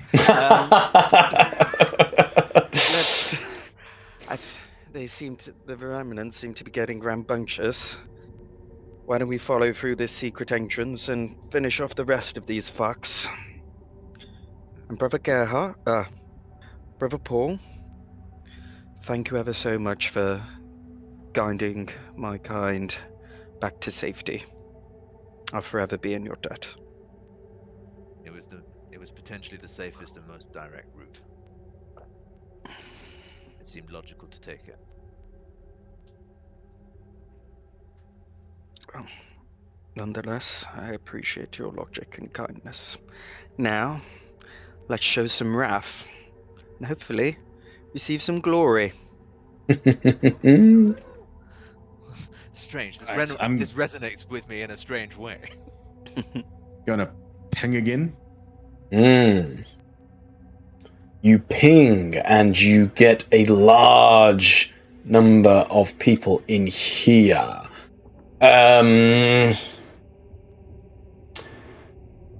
Do us. Don't do us anything. You're getting around about between 20 and 25 bodies within this room. I read information. 20 to 25 in this room. I'm going to check the door. Awareness. Eyes looking at it. Sure, you don't have to roll anything on this one. I will tell you for free. It is not booby traps. There has been no orc break-ins from here. The orcs have never got through to this part. So there is no booby trap to be seen. As you enter... Yes. Yes. Unconjure my ball of light, so I'm not sustaining any psychic abilities. Yeah, that's fine. As you say that in case you use it against me. As you open, would I do that? Paul enters the room with a giant ball of light. Yeah. As you enter this room, Gerhardt, it is a bit unusual. It is the similar short passageway that you're used to within this monastery, but at the far end, rather than a heavy oak wooden door, it appears to just be a solid brick wall. But from this side, you can see that there are mechanical cogs at the bottom. It's clearly on some sort of sliding mechanism that could be pushed to one side, or dragged to one side, I should say. Okay. I would like to drag this mechanism to open the wall. That is something you can easily do.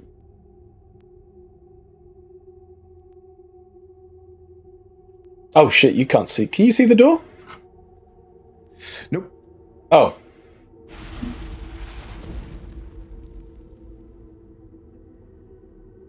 You drag open the door, revealing a large, well-lit structure. 2 seconds.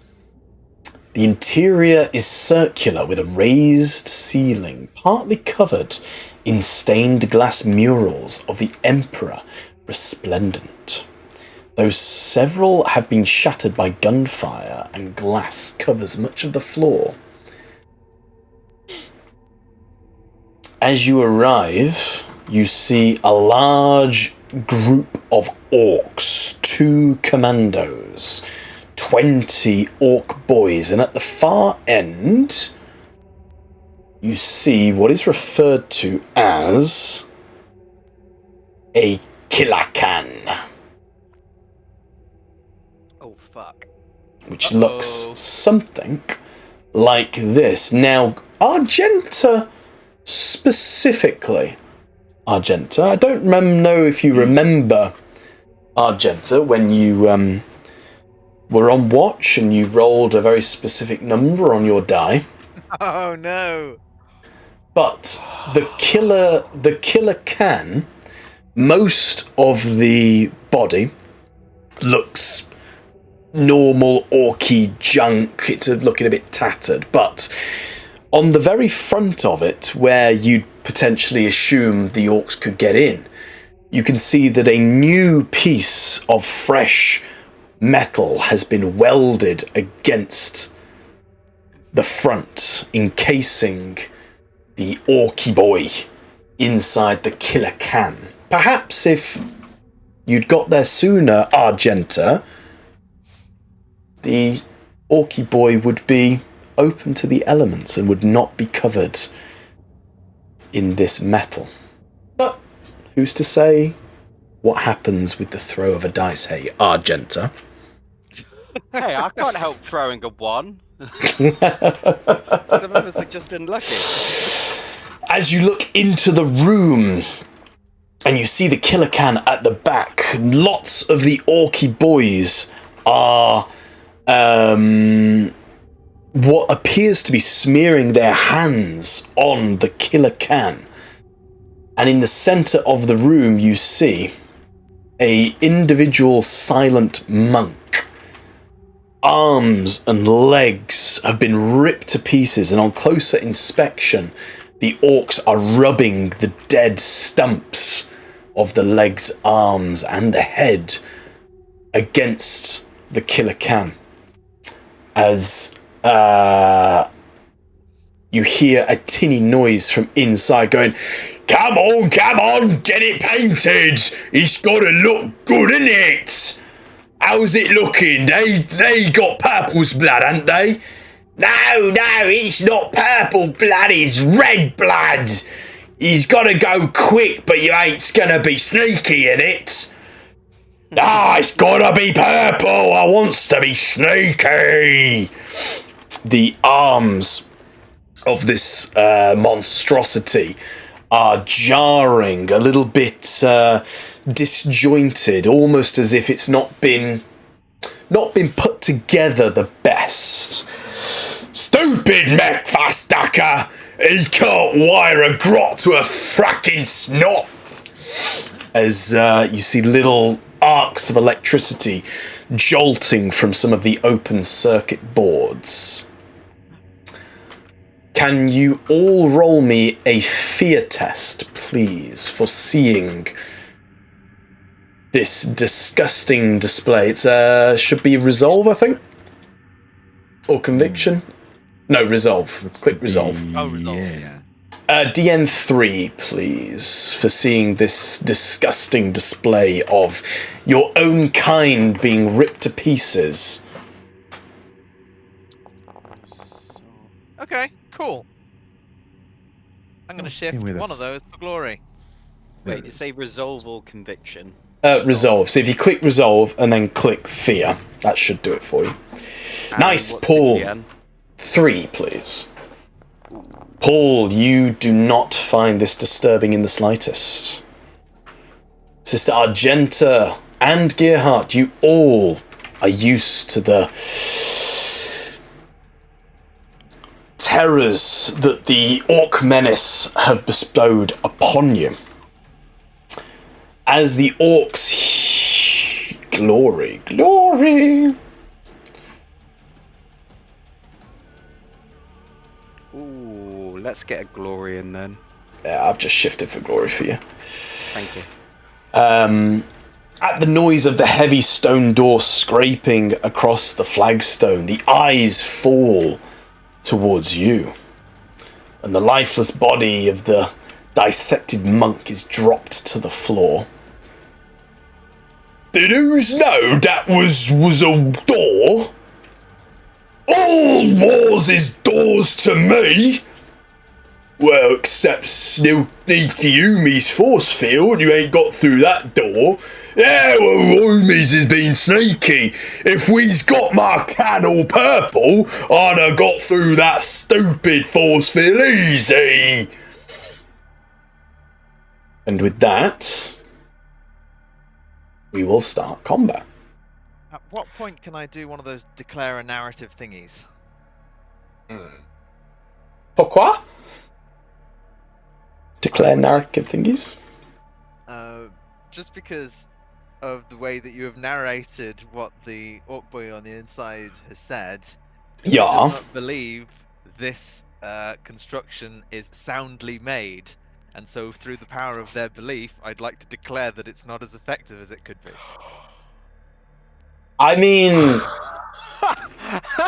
I get where you're coming from. I did give you some contextual clues to my thoughts already, so it's a nice idea, but you don't have to waste any glory or ruin for that, or wrath for that. Okay. I did mention the circuit boards, what he said about Mechfastaka. Alright. You have that. If we rolled 3 ones, would there be 3 of these? No, but it might look more menacing if you'd rolled 3 ones. A giant foot just comes down. Fuck! Not a giant fut, but maybe a killer can that looked like it was in better repair. Alright. Let's go. As Cool, right? Okay. As we start, I'm just gonna go for a piss because I'm dying. To serve Emperor's will, What is Killa Emperor's Kan. that we fight and die. What is death? so, who's up first? You are faced with a room with 23 orcs.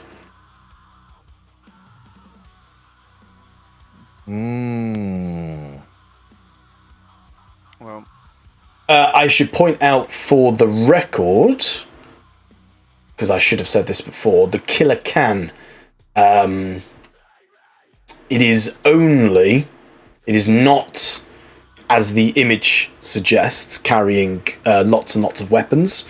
It only has a claw in one hand. You don't see any bazookas, any flamethrowers, any sluggers attached to this Killa Kan. It is just a large claw on one side. and can we see, like, through... So, where Argenta is now, is this door wide open, or, like... Okay. So I've got full line of sight then. You have got full line of sight to the Killa Kan.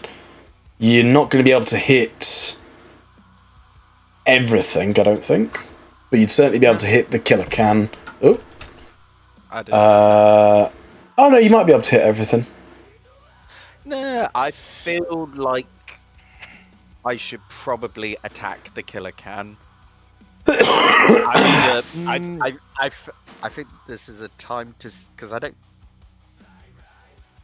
I have fast draw, which I get extra attack dice on anything that hasn't taken a turn yet. I'll use glory to steal. That's I could what rush. I was gonna say. Yeah. Go ahead. So I'm in complete danger zone, so that's kind of scary. Well, that's why I wasn't sure if you wanted us to lure them in or not, or if Gerhardt would just rush in. I don't know if using both. Have you guys already mentioned it? But both of you throwing in the grenades. Oh shit! That is a fair point. We do have grenades. I'd say if one of us chuck, if you chuck a grenade and then Gerhardt rushes while everyone's the calamity of the explosion, he kind of could run through the smoke and the fire and be up in melee. Ooh, I don't have. Right. I don't have the grenade on me. I don't think we actually did that. But we did. It's fine. You narrated it. Yeah. So yeah. You have it now. Cool. I'd say, do I have a clean? This person's definitely dead, right? Oh, like it has no head. Like they've been ripping it to pieces and painting the Killa Kan with it. It is not alive. Perfect. And my throwing range is. It should say. Let's have a look. If you just target the Killa Kan and then click it, it should say whether it's in range or not. Cool. 20 meters, it should be, yeah. Yeah, sick. Well, I'm thinking, does the grenade have an area of effect? So would it make sense? Yeah, so it would hit if you land it where you need it to land. It's got a 6 meter area effect. Last 6. Sick. I'm gonna. So it would hit everything. If everyone's okay, I'll throw a grenade first. Is that cool? Cool. Sick. Sister Argenta, begin combat. Sister Argenta, you are up.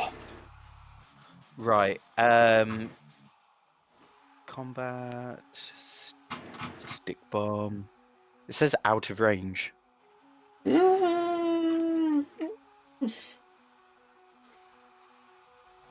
Just throw it anyway, it's fine. It seems like it's funky anyway. Yeah, just throw it. For some reason. Okay, well, I'm just gonna press it anyway.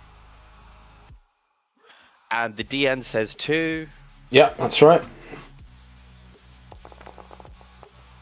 Nice. Nice. Nice, so it lands exactly where you need it to go. A little bit of flavour here.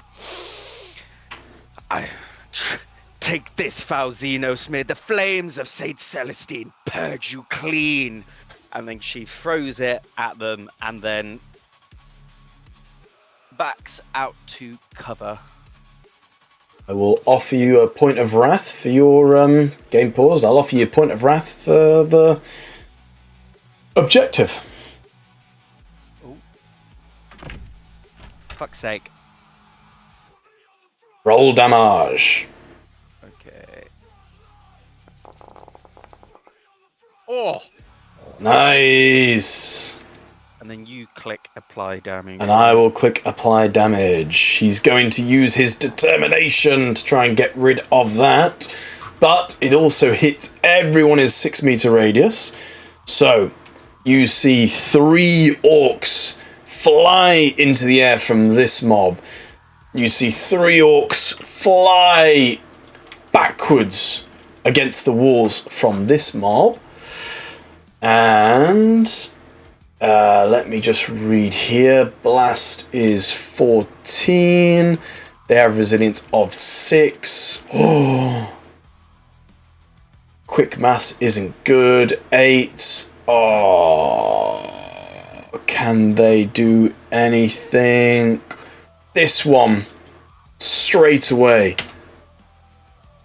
out the gate, is dead as it explodes into viscera. This one is going to roll his determination,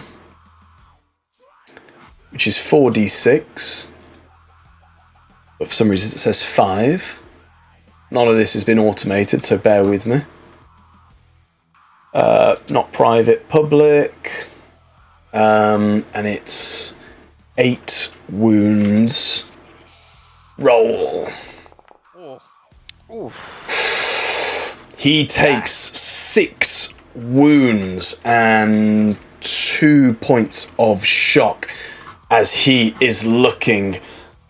The stone and metal bits fly up and just straight into his body, leaving him looking grievously wounded. And he calls out, "I think they's got our sticker bombs! Get them, boys!" Anything else? Point of ruin 2, right? Because he's an elite. Thank you. Yeah. Ha! And then, as that happens, she runs back behind cover. I'll keep the Firebones safe. Thank you, brother Lord Gerhardt. Those grenades were most certainly helpful. Good throw. Right. And he's going to start ridding himself up. So you're seizing the initiative, yeah? Yeah, like basically as it explodes, he's already running through the smoke. Cool. It's okay for him to use the glory if you try and do this bullshit. Cool. Okay, Gerhardt, you're I up. would like to seize. Alright, so it takes us from 4 to 3? No, you were on 5, now you're 4. Oh, okay, sorry, I didn't see that. I'm going to simple action run. Mm-hmm. I'm gonna run there and straight to this guy. Okay. You run to the Killa Kan. On the way, I'm like, there's a free action. I'm pulling out my eviscerator. I go through the smoke. The smoke kind of like vortexes around him as he makes a trail all the way in, and through the smoke and the explosion, he slides up against the Killa Kan and over the dead orc body. Okay. You do that. Scary. That's a fucking scary artwork. It is. This big, monstrous-looking machine sluggishly moving as it's reeling from the explosion. You just appear out of the smoke, two-handed eviscerator in hand. Oh, have you put in the new feat for my parry thing? Because he fixed it from the compendium and it should automate now. As long as you've updated the system, of course. I checked it the other day. You have 4 plus to your parry, so yeah, that's right. Nice. Okay, so seeing this monstrosity in front of me, I'm gonna go for a slice with the eviscerator at just this guy. Nice. Roll. Not yet taking a turn. Here we go. Oh, that's a lot of clickety clacks. The end of 4. 2, 3, 4, 5, 6. This is going to be Savage Echoes. Nice. Nice. Chefs. Okay, I'm going to... We don't need the glory. I'm going to shift 1 to make him bleed. And shift 2 Can you to make damage. metal bleed? If I can find him underneath. Does his thing say immune to bleeding? Because I would Doesn't say assume immune that's to the bleeding. mechanical. Yeah. Unless I guess- thematically, if he's not immune to bleeding, you could say you struck some of the loose circuits. Whenever you make a successful weapon skill attack to inflict, you may spend an exalted icon. Whenever you make a successful weapon skill, yeah. So it's saying if you land, then you can do it. Yeah. So I suppose you know where to place your landing to nick him. So yeah, sure, you make him bleed. Nice. Again, a point of wrath. I'm going to roll damage. Oh, look at that. Right. And I'll re-roll these two. Okay. Apply damage.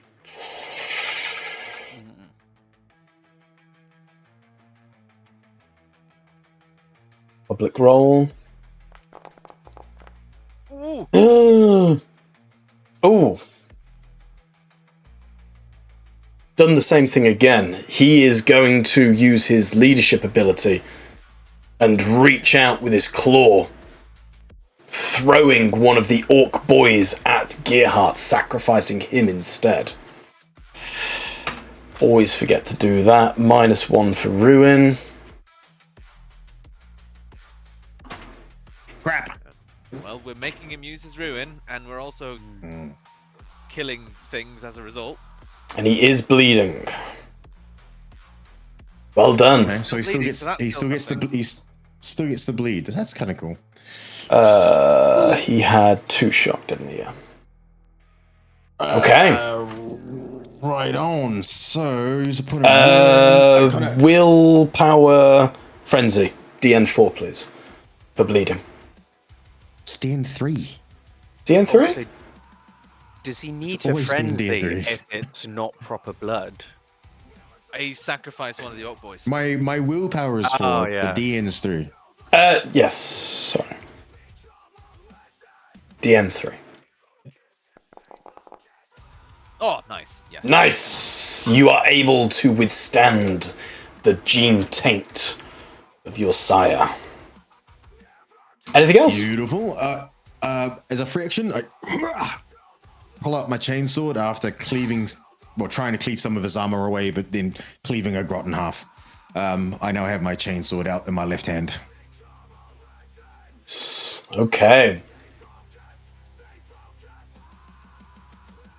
Your turn is over. The Killa Kan, looking at the huge Gearhart who's just run into the room and had the audacity to run straight at the beautiful machinery that the orcs make, is going to try and reach out with his claw and go for a wacky whack. Can he do anything?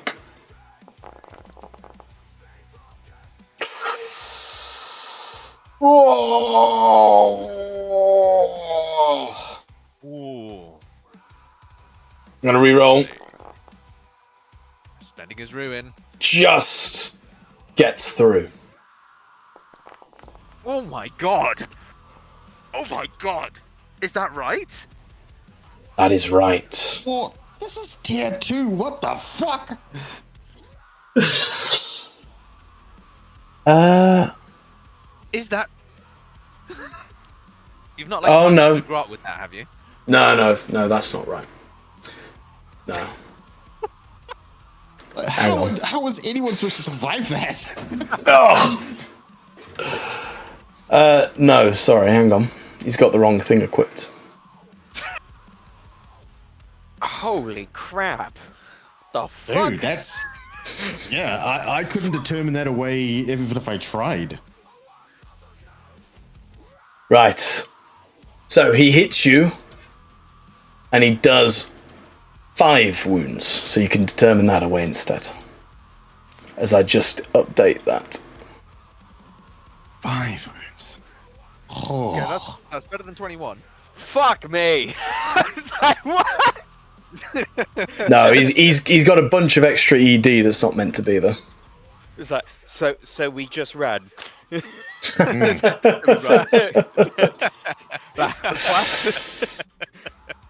Yeah, I don't think you need to juice these guys. I think they're fine. I will point out that the Killa Kan is not juiced. He's actually tuned down. That's what I mean. Like, if that's tuned down, and it was like that, I was like, you don't have to touch these guys. They're fine. But yeah, so roll your determination for 5 wounds, please. I don't know how to edit this. Still hits hard as fuck though, but that's cool. Determination. Yikes. Oh, that's pretty good. Nice. That's 1, 2, 3, 4. 4 wounds. So you only have the one. Use Wrath. Go for it. Nice. 1, 2, 3, 4, 5. You take no wounds, but you do take 5 shock. Keep in mind you're close to exhausted from that. Can he do anything else? When a mob of Killa Kans. A mob of Killa Kans. Jesus. No, that can't be right. Say it isn't so. If he has a different claw attack, does he still have the same? He has still the same attack dice, right? 1, 2, 3, 4, 5, 6, 7, 8, 9, 10, 11, 12 to the attack. He has the same attack die, but he had too much ED. Okay. And right. Getting AP. Yeah, he's meant to have an AP of. I say meant to. What's his AP at? Oh no, it's meant to be lower. Because it says -3. Yeah, it's meant to be lower. Right. Well, that's him done. Does that take into account the fact that Gerhardt took 5 still? Yes. Yeah. So that's brought down. Insane. Right. Paul. When I get really fucked up, it's because something fucky's happening. Paul. We're calling it out. That's fine. 21's an easy one to call out. Yeah. Fuck me. 21 is Gerhardt immediately being cut in half. Yeah, that's tier 3 shit. Right, Paul, you're up. Right. I feel like I need to deal with Mechlad and this guy over here. They are both single targets that I should be able to do. So I'm going to start reaching out with the warp, targeting both with a crush. Boom. Reach. Target both of them. Roll your crush. He has to take a point of wounds from the blood at the end of his turn. He does. Thank you for reminding me. Does he have to roll against that? Let me remind myself. At the start of his turn, if he doesn't want to take it. Stopped with the successful toughness. You can attempt to use Medica on yourself, but to do so is a +1 DN. You suffer 1 more. Yeah, so it's the start of his turn. Cool. Okay. And also, I guess for future reference, after I begin crushing, what does the rest of the room look like? So what's like this? So you've got broken glass. So you've got a stained glass window at the back. There's broken glass on the floor. You can't see much else, but yeah, that stained glass window brooch smashed all over the glass there. Sure. Okay. Yeah, I was just wondering if there's other things in the environment I could use, but not right now. All right. Crush. Combat. Scroll down. Crush. It says the DN is 2. Is that correct? That's right. All right. So that's going to be a DN 4 because I'm multi-targeting.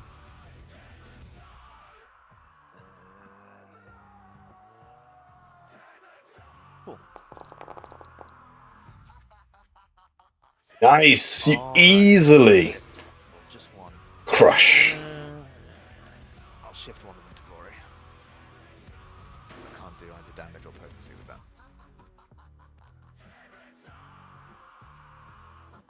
So we've got back up to 5 glory, so we've got plenty now. Mm-hmm. Beautiful. And I guess I roll damage, or is that something you do? Hey! Nice. Damage. So let me just target him. Apply damage. Oh, is this automated? No, strength test. It doesn't matter because he's dead anyway. Oh, good. Cool. So now I'm just taking it on one way. And then can you roll damage again, but targeting the Killa Kan? and we'll just add I had the plus both 6. kind of did. No, I know, but it's only come up once. So if you just click roll damage again, I'll change it to... I don't need to change it. Well, there we go. Amazing! It was So now painted. I've got Killa Kan targeted. If I click apply damage, he resists. He doesn't resist the damage. He takes a point of shock. Okay. And now he needs to do a strength test. Strength or willpower. DN5. He will do a strength test. Okay. Oh! Oh, there's a wrath complication. And there's a wrath complication. So, as you enact your will on this hunk of metal and apply that pressure, that crushing force down to the ground, its arms and legs all seize up. It can't really move, and the pressure on the can pops open the recently welded bare metal, and inside you just see this quite scrawny-ish looking orc boy going "Ah!" as he's crushed into his seat as well. Metal groaning and crunching. You now just see this, the front of it is pulled open, and there's this fleshy orky boy open to the elements. I've got him for now, Gerhardt. As he's concentrating and exerting his willpower on the Killa Kan mech suit. Beautiful. Nice. And I'm, I guess, gonna try and lean against part of the door, but I don't necessarily want to. Wait, one moment. Crush is just an action. That means I still have a simple action. Oh, that means I can't really do like an intimidation, can I? Because that's like an interaction. That'd be an interaction attack, yeah. Damn. All right, never mind. I guess I'm gonna try and sort of hug the wall a little bit in an effort to maybe not be as obvious. As I hold my willpower on Killa Kan. Nice. So Okay. sustaining one ability currently. So, we move through the turn order. You see in the room this mob of orc boys, bit of the confusion, but they can see things happening in front of them, and they are going to run into combat. They come, Arteta! And they're going to run in, Flame on. and they are going to attack the first person they see, which would be Paul. Hey. Hey! Cool. Now would be nice if I had Shockwave, but there we go. Can they do anything? We will see. It's a lot of dice. They're able to get through. They're going to shift for some damage. What can it do? Ooh! I have a resilience of 8. You do. I'm going to apply damage. I assume you'll want to use determination. I do, yeah. Whoa! 3 of those 4 wounds are easily shrugged off as these orc boys with their big choppers swinging at you, seeing the sweat from your brow as you're trying to sustain this these powers. They're swinging at you, but most of them you can easily dive out of the way. You catch a glancing blow which scratches your arm, and you need to roll willpower for sustaining. Also, I should, because I got an exalted, it reduces one of the shock by 1 as well. Oh, you did get exalted, didn't you? Yes, so you go from 3 down to 2. Well done. Right, I need to do a willpower. I believe it's just willpower, and I get sustaining psychic powers when you suffer damage, additional die. It's just DN is the wound you took, isn't it? The amount of wounds you take? Which, it's the total, it's shock and wound. Oh, so 3 wounds and 1 shock, so it's 4 DN. DN 4. Well, I reduced one of the shock by 1. I don't know how Read it out to me. Read it out to me. Read out what? What it says. The ruling. What page is it Sustaining, on? I'm guessing. So hang on, are you? Which rule are we wanting? Do we want the sustaining one, or do we want the one where an exalted icon is reduces the shock? No, I don't need that one. The effects are some.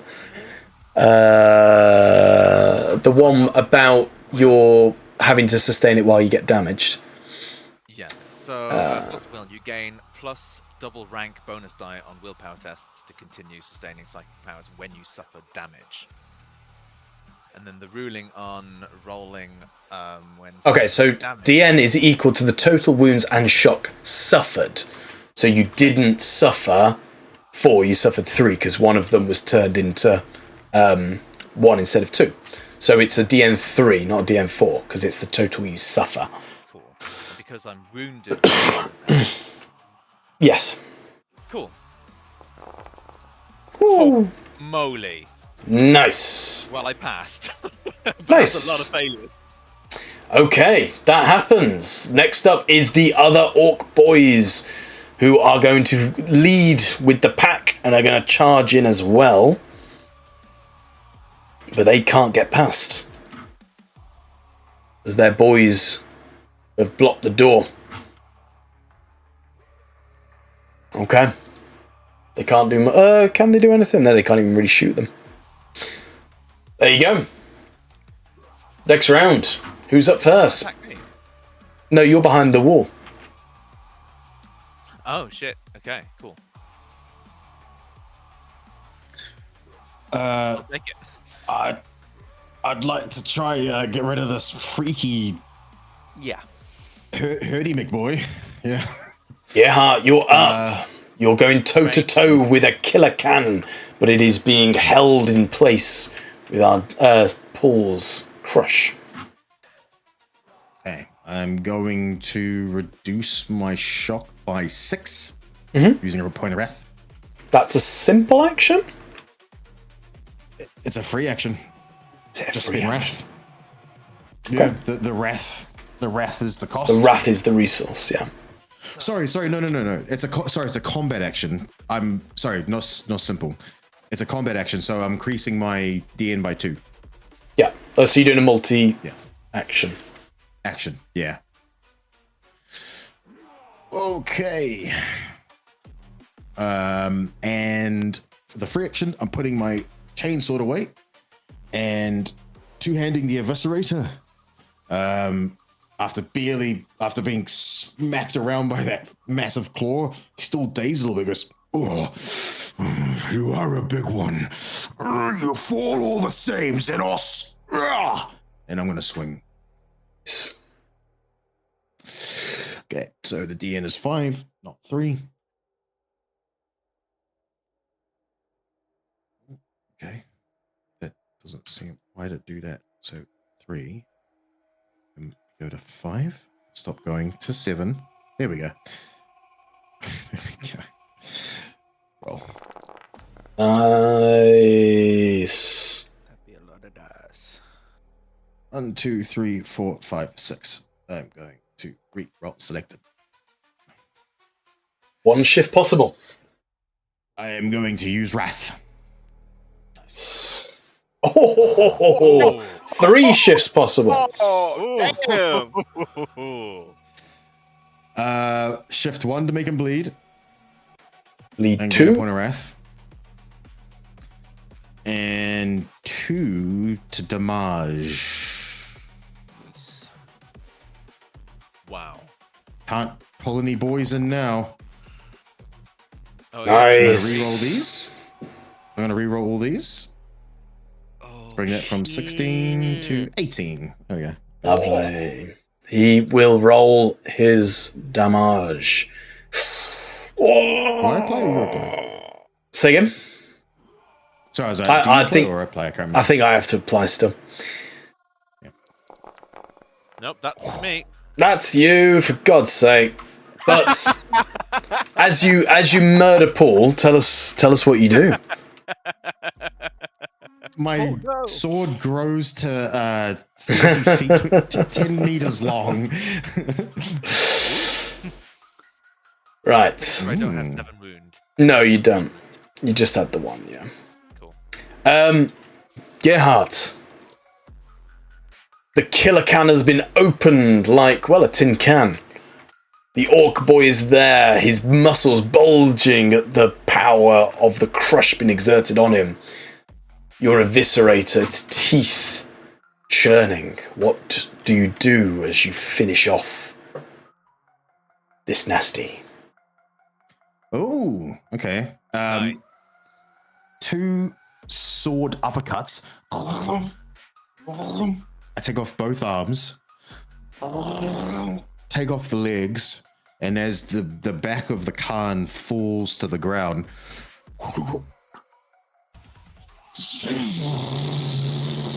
into the chest cavity of the little being inside, as it's just and bits of gore and viscera just fly everywhere. Right, I give you the option, James. Either I or you needs to roll a 1d6. No outside things can change this. We need 1d6 being rolled, you or me. I'm gonna say you. Oh! No. I don't know if that's good or bad at this point. It's one extreme or the other. It is one extreme or the other, isn't it? Yes. So, as you push this huge monstrosity over with your huge eviscerator tearing into the fleshiness of the orc, you exterminate one more xenos threat from the Emperor's light with no complication to happen. This is where it was booby trapped or something. It's not booby-trapped, but on a roll of a 1, it does explode. Oh fuck. Okay. which is why I gave you the option. I didn't want it to feel jury-rigged. Fair enough. It didn't feel jury-rigged.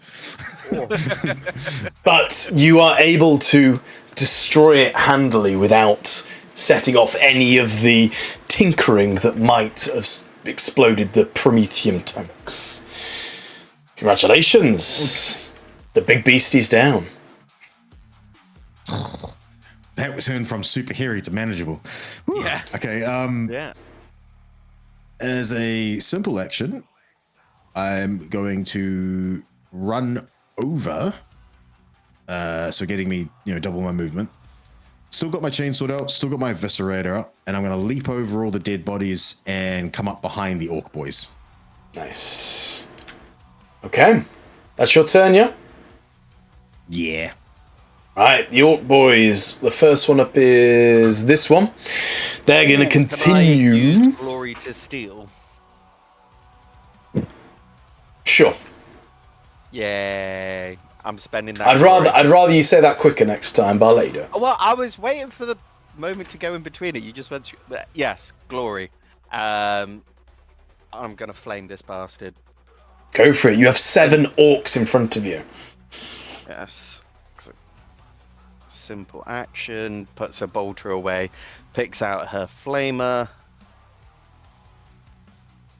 And can I multi-attack a mob? No, that's spray. I can't do that. I'd have to use a salvo. Ooh, I could. No, I'm not going to use a I salvo. thought your flamer could have multi-hit. That would be if I got a. Shit. Oh, sick! And I do. Yeah, but spraying fire where Paul is right there? I know, but I'm only short. I can duck. it's doing. Yeah, it's doing it with. I've got it within a certain range. Can't I just extend that range to more enemies within the mob?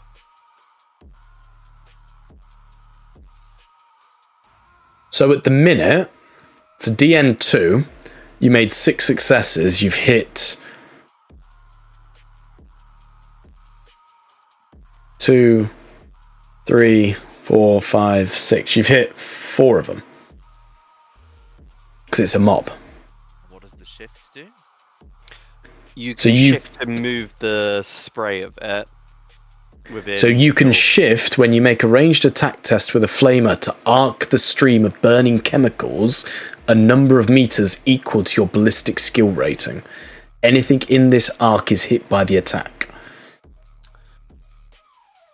Could I do that within the mob, or does that not work with mobs? I don't know for definite, but I would have thought you can't hit the same mob with a shift like that. I'd be surprised if you could. Whenever you hit multiple. No. Yeah, nothing else follows that rule. I wouldn't have thought you could shift within the same mob. But you could try and shift it to the next mob. I can't see it. Got a crit too.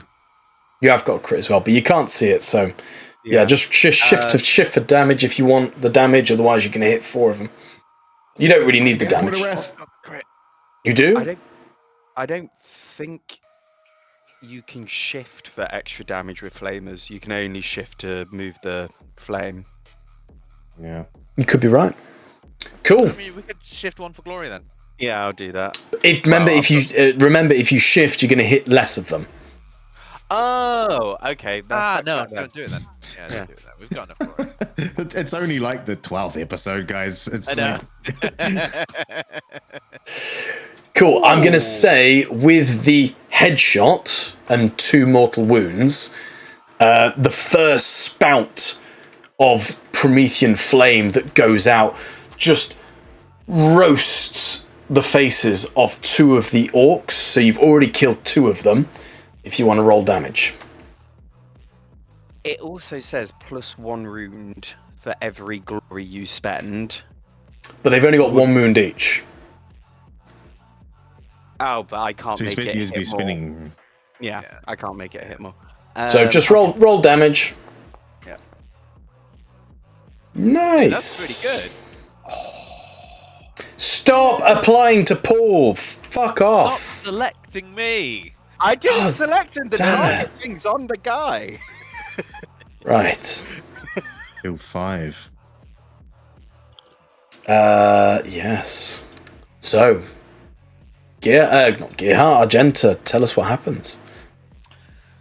Flips her, whisks her heavy bolter behind her back, whips out her hand flamer, and just cackles as she unloads the flamer. And as she's just getting her, what is it? And like before, her aim loosening as she's cackling away, she's keeping a steady hand, and she's just aiming purely for the face, at face level for all the orcs, just going as she's melting their faces off, and the corpses just collapse down, just burning stumps where their heads should be. Nice. Paul? Oh, actually, no. Not Paul. It's the Orc boys, because you interrupted the flow. Argenta. So, the Orc boys, who have been charging, ran through the door. They see the Promethean flames burst out, and they're going to charge into the fray, not realizing that Lord Gearhart has crept up behind them. Oh, reflexive. Go for it. Have your reflexive attack. Obviously going to use my chainsword since I've got the eviscerator over the shoulder. Mm-hmm. Over the shoulder. Oh, Nice. 1, 2, 3, 4, 5, 6. Reroll these. And a Oh, crit. you have hit every single person within this mob. So, And plus Gearhart, tell us what you do. I gain a point of wrath from the crit, and I'll shift 1 to Glary. And as they try to run away, just with can I roll the crit? Because that's gonna obviously like Yeah, you can do. flavor. Yeah. oh, very fitting. Very thematic.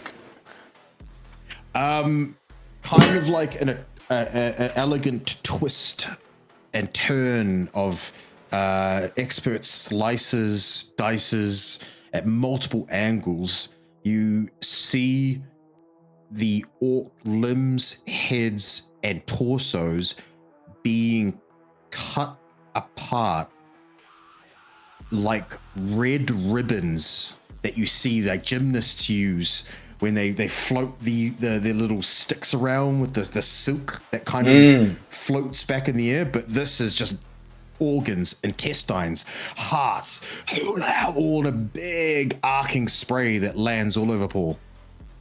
Nice. As the noise of the chainsaw starts to rev and these ribbons of green flesh are flying, the orcs at the front start to hear it again.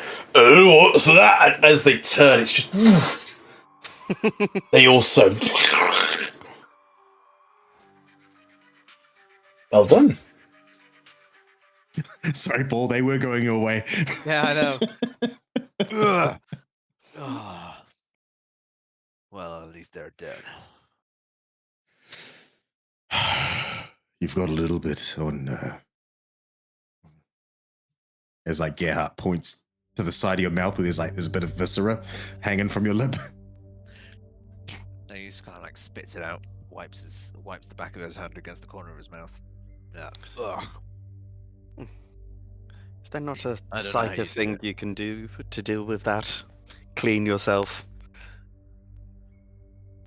My powers are not to be trivialized, such as that. I do not wish to open the warp more than is necessary. It would be very helpful, though, if you could prestidigitate yourself, but... This is something you would not have said. You know... The large creature in that tin abomination inside is dead as well. Good. Thank you for the aid, Paul. You locked him down perfectly. That was the play, I suppose. As always. Right. Didn't they mention something about a force field that they were trying to break into?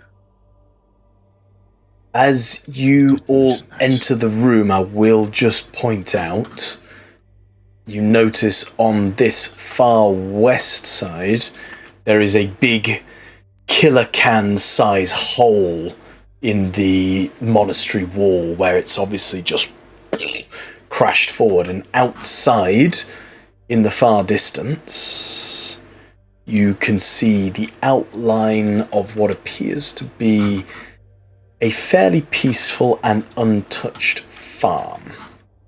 But carry on, I just wanted to make sure that picture was painted. Cool.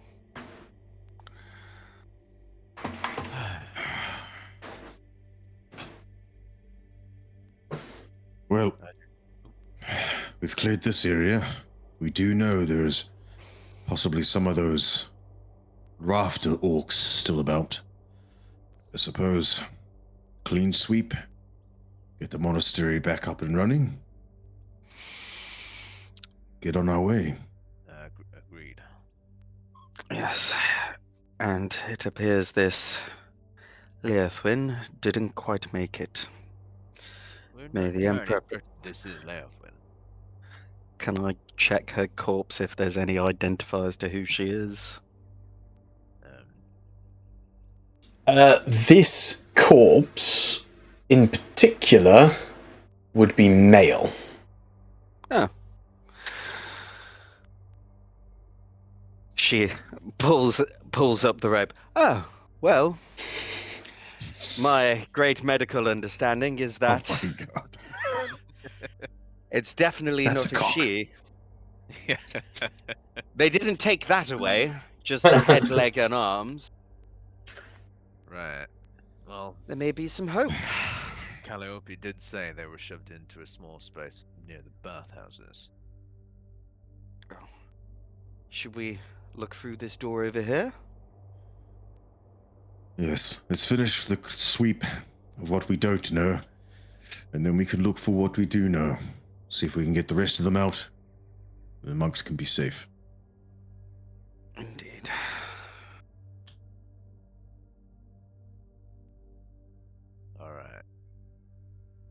Gerhardt's like rolling his right shoulder. He goes, that thing hit like a chimera. It's going to be tight for a few days. I'm impressed you withstood that. I reckon it would have snapped me in half. Luckily, it was a glancing blow. He didn't get me right on.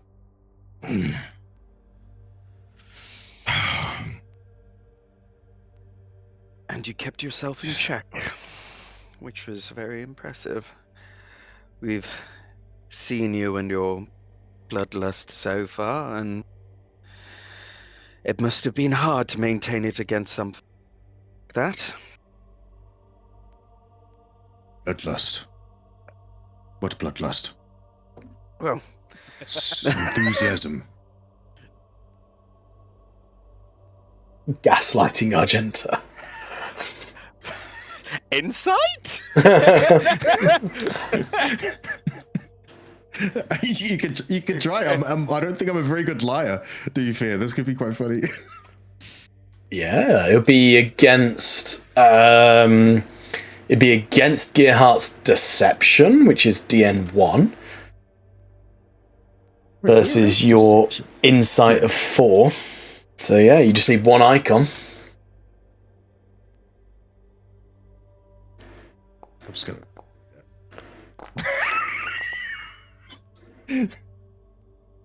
One beats 0. No, you've done it. You've done it. God, you got Yeah. a 0. Yeah, he's not a good liar. Gerhard, my lord, there's no need to lie. It's plain for us to see that side of you. We all have our dualities. It's nothing to be ashamed of.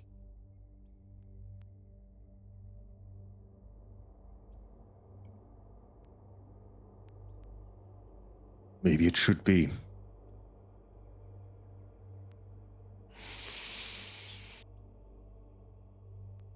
The Emperor made us in his image.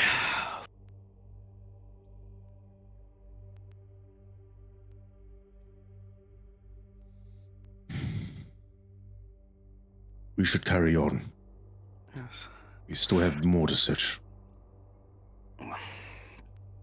Yes.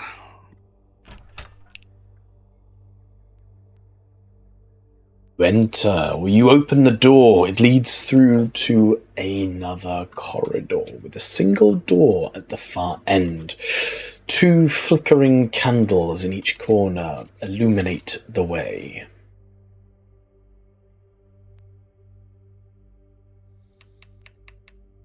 I'm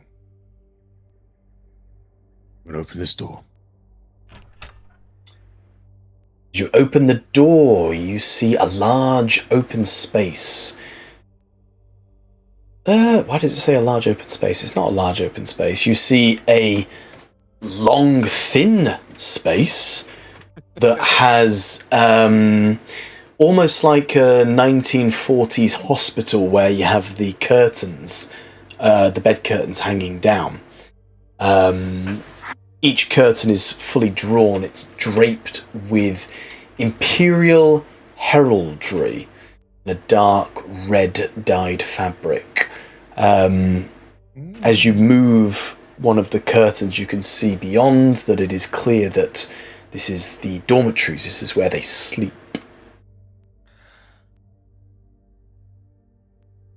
Auspex. Your auspex do not pick up anything. I'm Ron Burgundy. I'm Ron Burgundy. So I'm just doing 50 meters. Yeah, you pick up nothing apart from your fellow agents. Gerhardt, as you round the corner, you see the body of 2 commandos. They are locked in death's embrace. One of the commandos has a chopper sticking out of his skull. And the other commando appears to have a shank lodged deep in his stomach. Wild animals. Mm. Remind you of something, Genta? Xenos, you're not an animal. You just have extra zeal, my lord. I too suffer from extra zeal sometimes. You may get a little more pointy-fangy. I just find things a little funny. Let's just keep that under wraps, eh? Mm. Funny is not the word I would have chosen, Argenta, but each their own. It's... Yes, I understand. It's not very nice to talk about, but sometimes when they're just starts laughing to herself, they're screaming, "Ah, save me! Don't kill me!" It's gallows humor, I guess. I ain't gonna yuck your yum.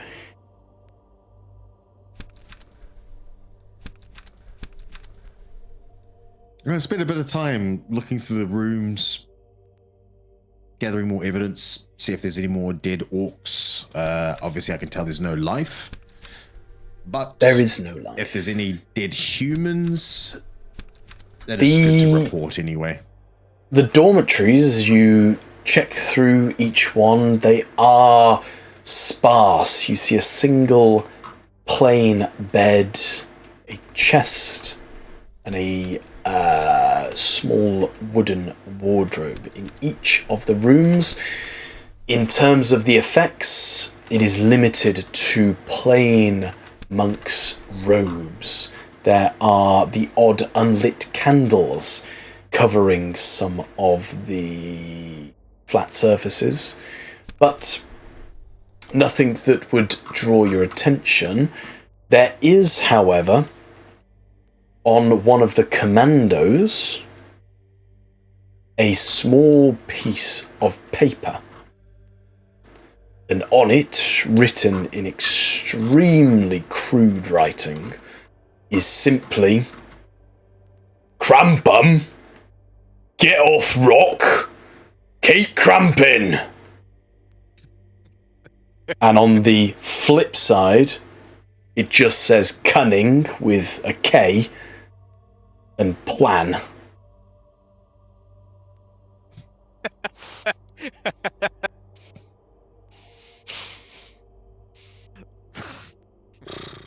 They're just living their lives. They were living their best lives. They don't quite have the training of the Imperium, it seems. Quite. Savages can't seem to help not killing themselves. Hopefully the rest will have done the job.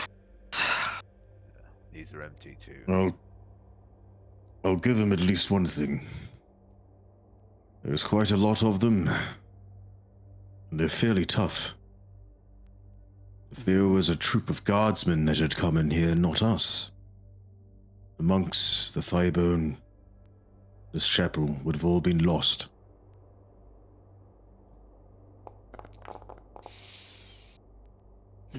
Very serendipitous indeed. The Emperor protects.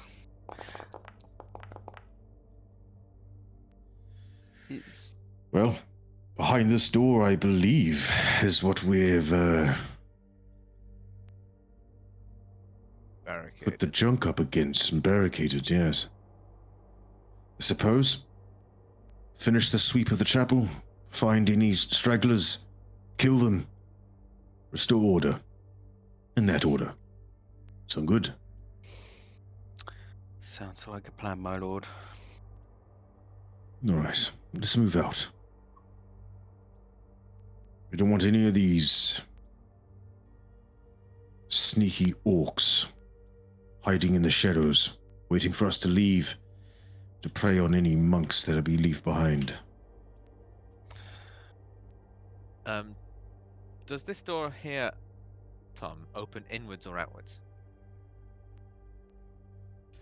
You barricaded it, so I had it as opening out into the cloisters, Yeah. into the space. So obviously, you barricading it stopped the door from opening. Yeah, I was just wondering if it opened inwards, I could maybe see the target and then start shifting things from this side, but no, that would be too easy. I'll come round, it doesn't take long.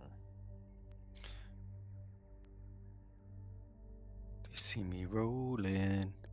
They Gerhardt need and it. Magenta moving in lockstep.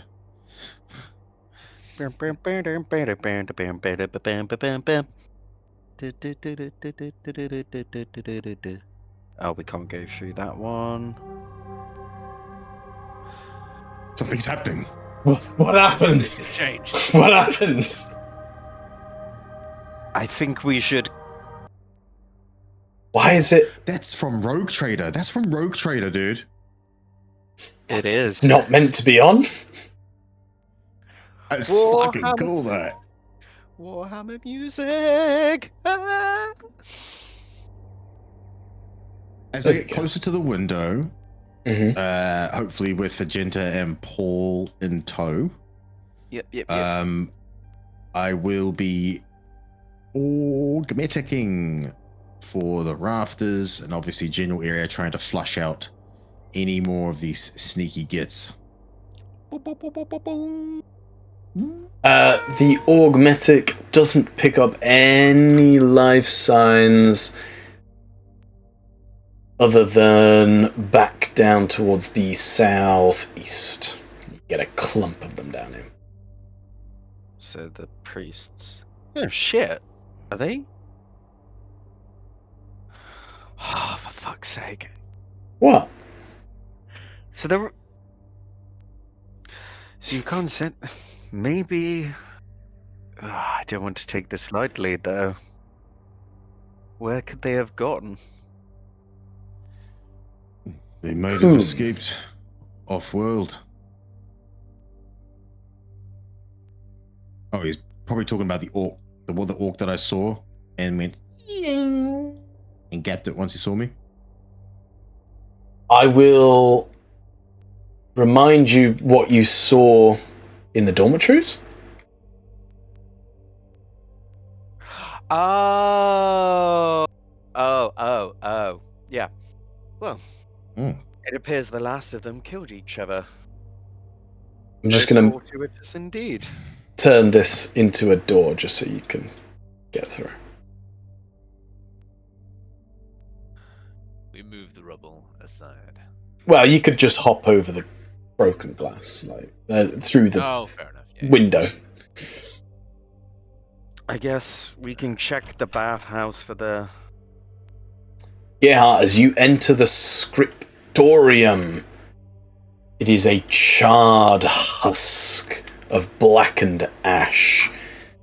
Your beautiful Astartes lungs have no issue with this, but the air is heavy and argenta. It is very unpleasant for you inhaling this smog. Let's get out. Come on, Paul. Get through quickly. seeing how Argenta's reacted, he pulls over like one of his lapels over his mouth Sure, and nose and tries to sort of rush through as quickly as he can. you do that. Gerhardt, you head towards the balneary, which is the communal baths of the monastery. At the far end is an Anyone in here?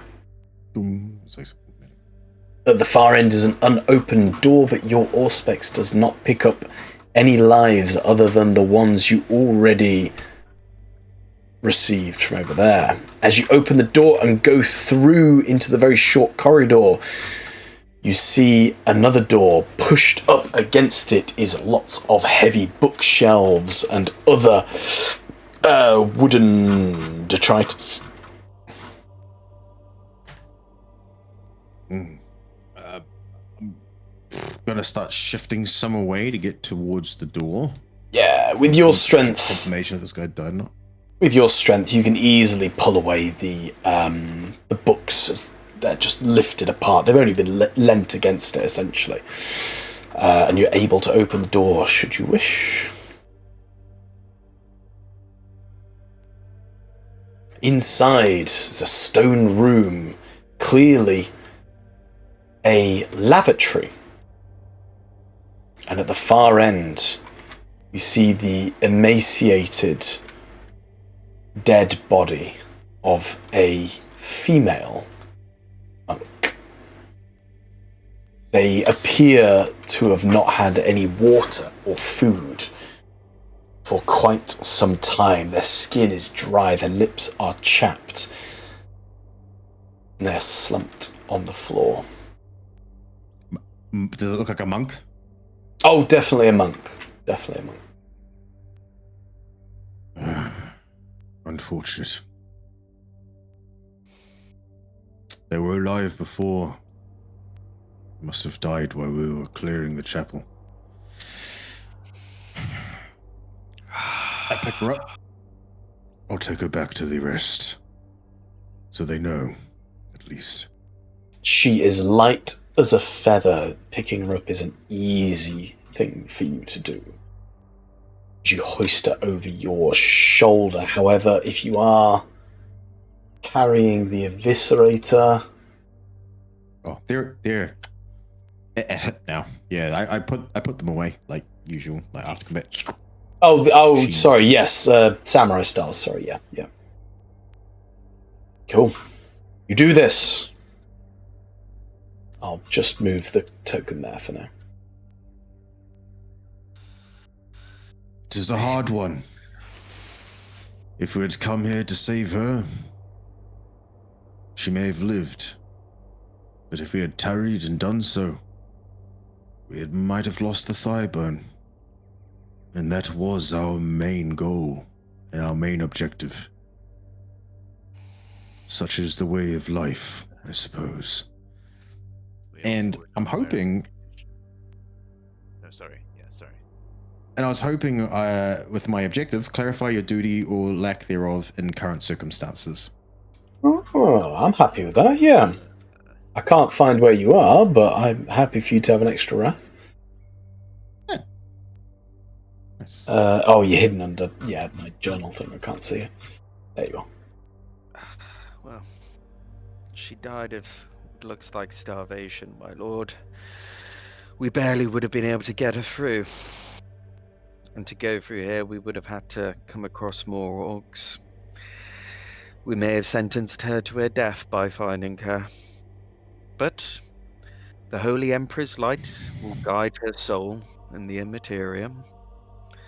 Perhaps it's best. She died peacefully.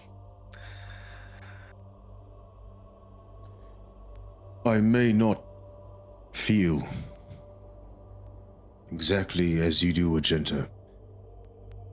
I may not think and feel like a human anymore. But I still don't wish to see Imperial citizens die like this. She did deserve better. I may not be able to feel it as you do, but I can still respect it. Indeed. Death is commonplace, unfortunately, in our line of work. We can only try and save as many as we can. And we've done good today, my lord and brother Paul. We saved quite a number of these priests. Thank you, my lord. One lost life. The others, it's all we can do. Sometimes all you can be is a sandbag in the face of a tsunami. Now, let's head back to the temple. I mean, the solarium. Fuck. Gerhardt taps Paul on the shoulder as well, with a face of kind of appreciation, and looks at him, looks down, because he's a shorter guy, 5'5" or so. Yeah, very short. And he goes, "You are very handy. I'm glad you're I'm glad you're with me. I'm glad you're with us both. I'm glad to have served a purpose. In my combat reports, you will be getting praise, at least to the Absolvers. You and your abilities have been instrumental in the succession of this mission. I'm glad. For what it's worth, I apologize for the occasional slip-up.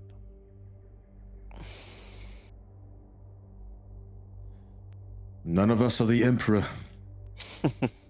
In a way, we're only human. That we are.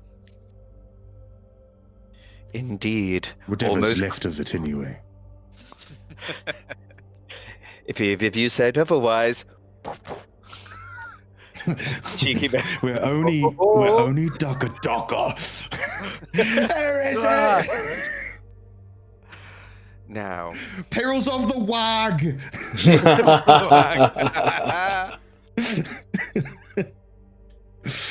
Alright, let's get the fuck out of here. I appreciate your words, Lord Gerhardt. Right, I suppose we should turn wrong way. body. She wants to breathe more smoke. She wants the smoke. Yeah, I went the wrong way. Well, it seems, Paul, your homework with the ecclesiarchy and your actions today, you're going to be very popular amongst all the factions of this system. There is merit. Shit, I just blanked on what he was going to say. It is worth getting to know your allies. Especially if you're a psyker. You carry the lifeless body of Leofwin down the corridor. You head towards the very end where you see the makeshift barricade. You can hear some hustle and bustle behind.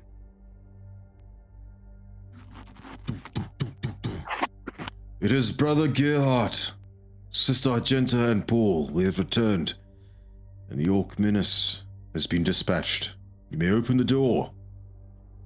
You see the face of Missionary Ricard clamber up the makeshift barricade and look through the glass-crete wall, seeing you there. And he scrambles down, and all the monks start pulling the barricade away, allowing you entrance.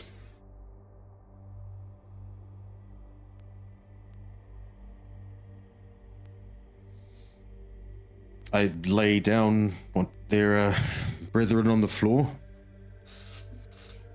I'm sorry to say, we could not save your friend. But the orcs have been dispatched and have left the chapel. One of the 5 who was with And when I Thaddeus. Go on. Up, and when I say left, I mean into the next world. They're all dead. One of the 5 monks who you rescued alongside Thaddeus walks over to Leofwin and sort of pushes some hair off her face, and you see tears going down her cheeks as she silently begins to sob.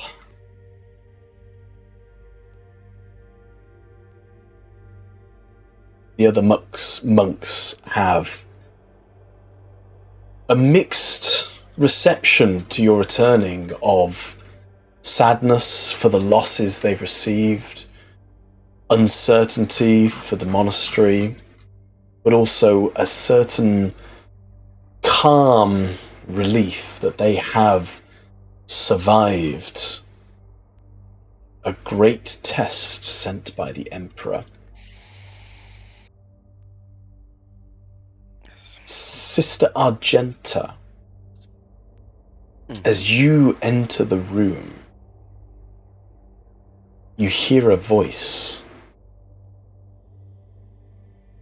and it says, brave child of the Emperor, I beseech thee. I know that you are pious and were sent by him on Terra to rescue my monastery from these vile xenos invaders. You must make your way to the Anechoic Chamber. We must enter the chamber and be reunited with the monks. This division has gone on too long. Please, you have defended our monastery, but you must reunite us. As she goes to the priest. Which priest? There's so many priests. Calliope. Calliope.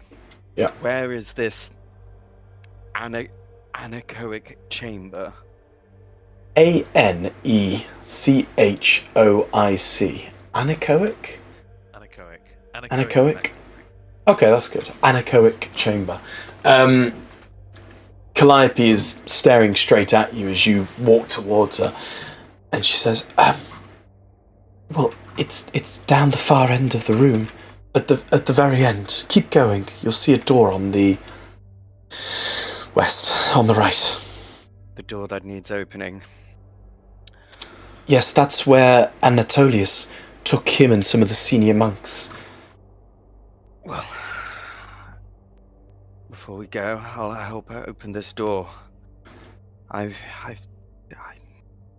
being beckoned. Something. I don't know who or what it is. It's as if it was an angelic voice calling me towards the door. I must follow. As you walk past her, she kind of grabs your arm, not aggressively, but like puts her hand on your arm and just says, be careful. I fear for Anatolius, the pressure of today, of what's happened, it weighs heavy on him. He's mistrustful of everyone. We have dealt with our own batch of distrust today. However, distrust is not an excuse for heresy. If it weighs too heavily on him, we will deal with it however we must. Distrust can never be shown towards the Emperor and his people. Don't you worry, sister. I will resolve this. And then she just kind of runs ahead and starts smashing, trying to open. I assume the doors, tries to open it, and if it's not easy to open, just brute force her way through the door. Try to open it, see what happens. Bang. Yeah. A holy hand grenade explodes in your face. Bang. The final door we forget to dedicate. Boom. Brother Gerhardt, bring out the holy hand grenade.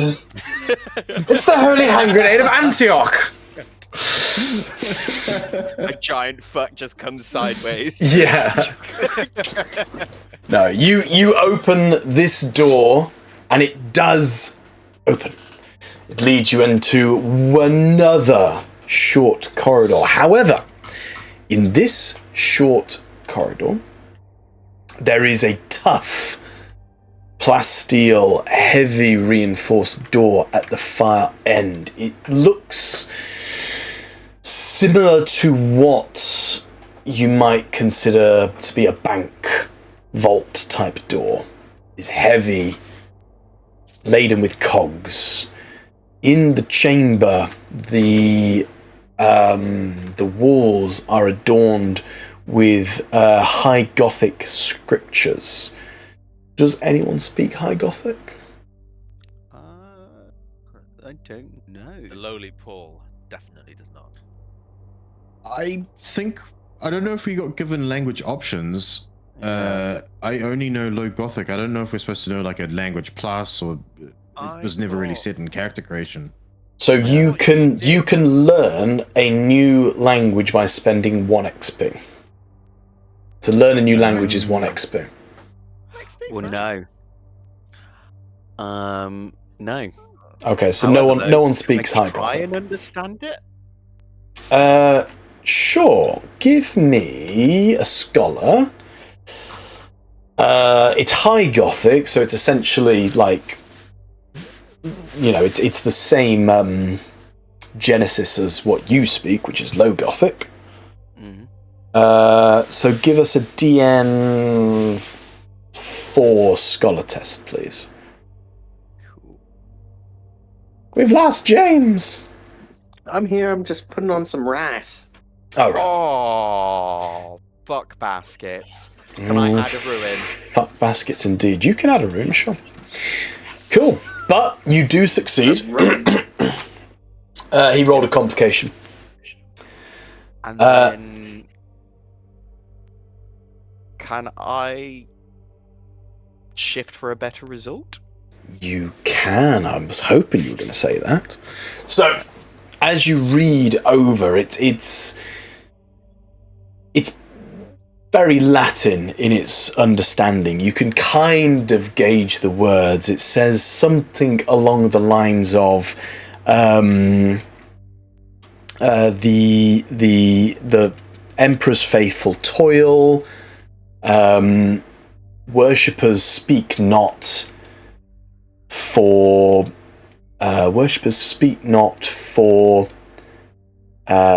He is listening. And the guiding light, the light will guide, the noise will stricken. But with your shifted outcome, you can tell, even though you don't speak the language, that on each of these 3 plaques where this High Gothic is written, there are 3 characters, 3 letters of High Gothic that aren't right. They don't look right. In the sense of almost intentionally misspelt.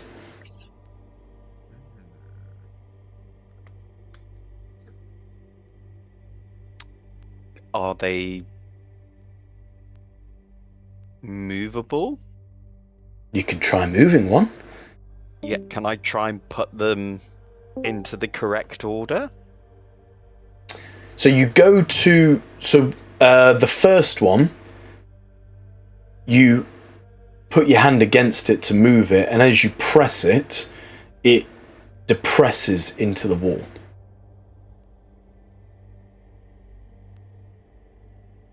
Like a button. I press the others. Press the other 2, and with a satisfying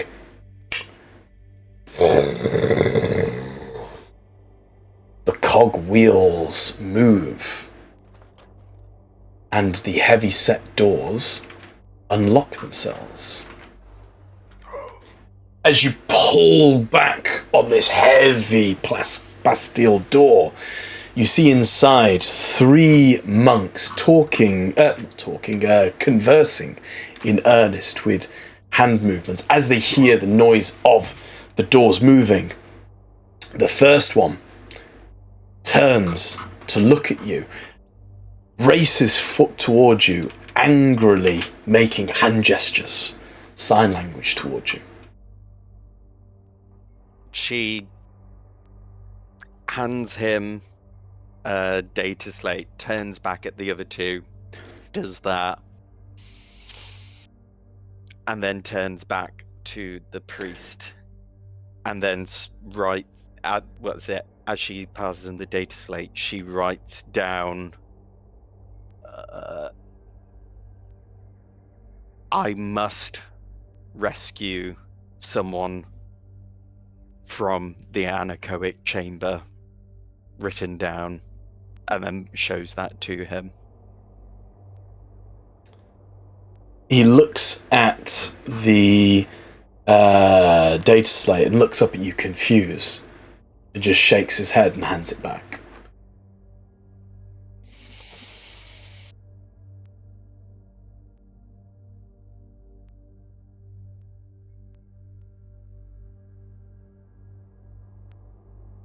She writes down,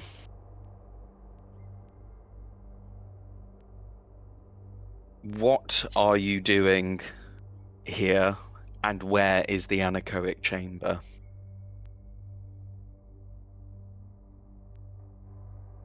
He looks at you and just says, doesn't say. He gestures behind, and behind you just see this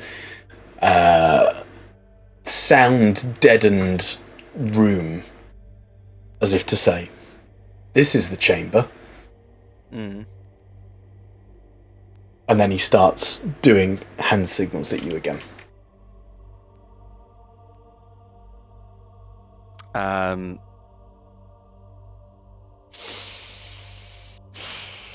She just writes down, write on the data slate what you want to say, and then passes it back. Give me intimidation. DN4. Intimidation? I mean, well, are you writing this in like you're a frustrated, sister of battle, or are you trying to come across placid and helpful? If you're trying to persuade him, Argenta, placid and helpful. Well, yeah, that's why I thought it might be intimidation. That was yeah. Oh no! Oh no! Wrath. Oh, I'm good. gonna use. Ooh, no, I'll save the glory. Well, it's got to be wrath then glory. True. If you wanted to use the glory. Nice. Ooh, nice. Nice. I'm gonna shift for better outcome. Okay, so you kind of aggressively just shove the tablet in his face where it says write down what you want. He's a scrawny monk, he's an older guy, and he's got this intimidating sister of battle making demands of him, and he kind of gingerly takes the data slate and just writes down, what do you want, and hands it to you.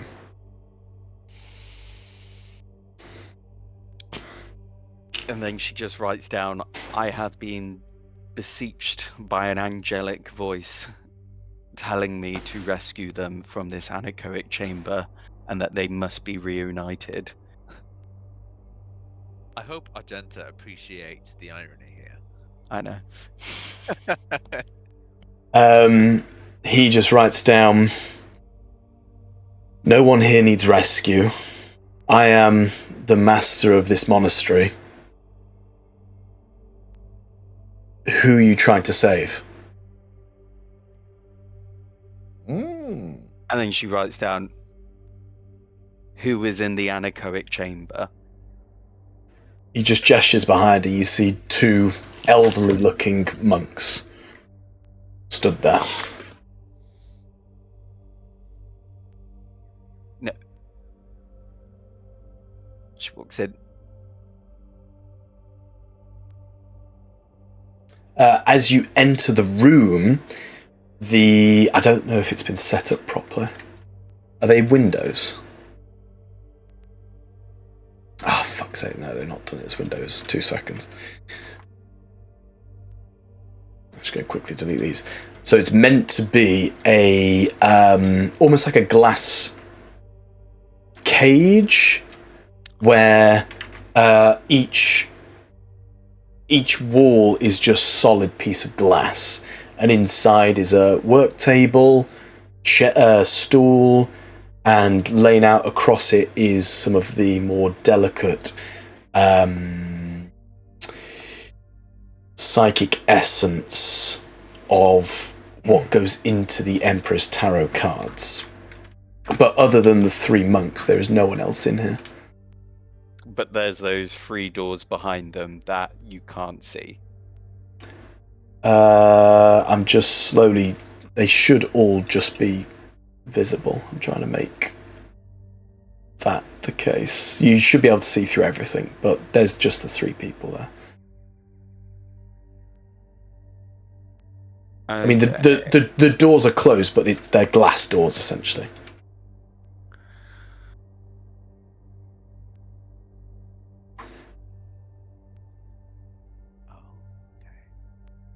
That entire space is the Anechoic Chamber. Yeah. And it's got multiple rooms. Yeah, so they're each individual rooms, but the walls separating them and the doors are all made out of glass or glasscrete.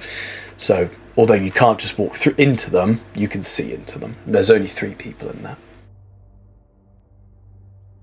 Okay.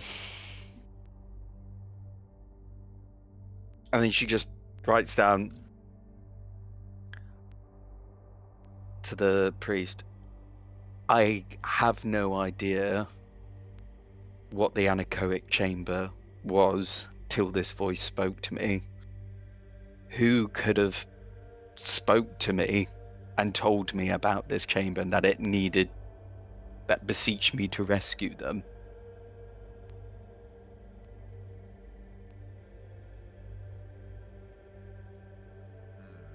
I have no idea what voices you hear in your head.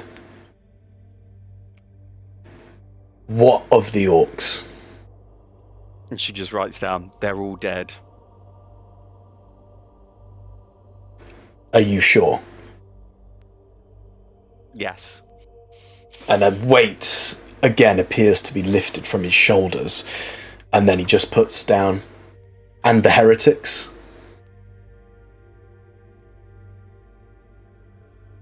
She looks puzzled. Heretics? What heretics? Question mark. Question, exclamation mark, question, exclamation mark. I reported to the Archdeacon that a heretic was stealing and smuggling Emperor's tarot decks. The fucking guy that gear. Have you found the heretics? Oh, Gerhardt's gonna be smug if that's that guy. Yeah. Which guy? No, let's carry on with the scene. Yeah. So Vindication. Gerhardt is my name. but we wasn't aware of anyone having stolen. We assumed that heresy was the orcs. Do you have any suspicions of who it may be? No. I only know it's not one of us 3, as he gestures to the 2 elderly. That's why I locked myself in here with the rest of the tarot decks.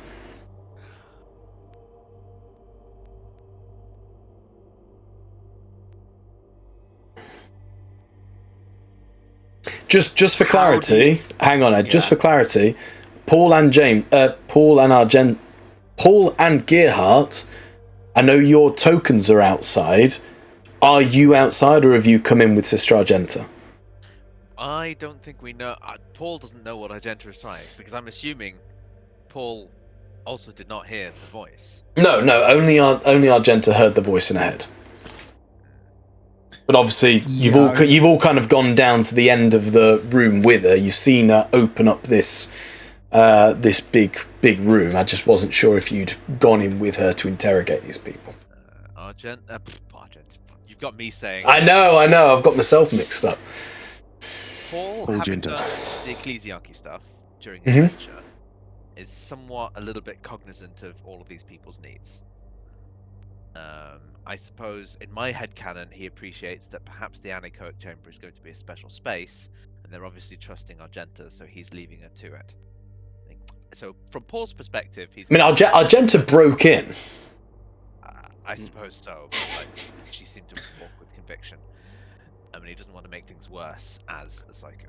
Mm-hmm. Right. Go on, James. The entire hang on, Ed. Time, because Gerhardt has never trusted this guy, clearly, has been watching the room like a fucking hawk. That's why I didn't go in. Because I'm looking at this guy, still squinting at him, because he does not act like a fucking monk. It might not be, but anyhow, so she writes down. Where is he? How do you know the tarot is being stolen? I am the master of the monastery. I know the quotas. I know how many should be going through. We are at least 4 tarot decks down. That is unacceptable. Well, she writes, well, I will try and get to the bottom of this. Stay here and be safe.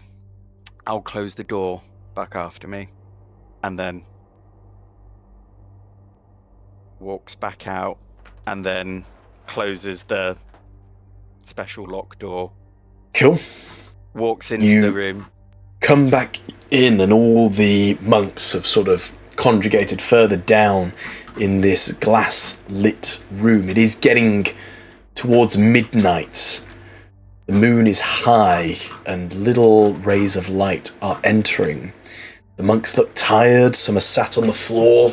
Some of them twiddling their fingers, looking nervously. And some of them more impatiently pacing backwards and forwards. Argenta writes on the board, shows Paul the conversation. Wait, where's Gerhardt? Yeah, taps Gerhardt, has him look, and then she writes down, Paul, something or somebody spoke inside my head. Paul squints. Detect. Can you use your warpy powers to find out if anyone here has the ability to use the warp? Okay. Now she's asking to do something that Gerhardt was gonna do. So I don't know if this kind of fulfills one of my objectives, which is appraise another individual for psychic potential. But he's going to do sign of science, I guess, to see if there's ripples in the warp. Sure. I believe that is a roll. It is. I'm just finding it. Bear with. Where is it? There it is.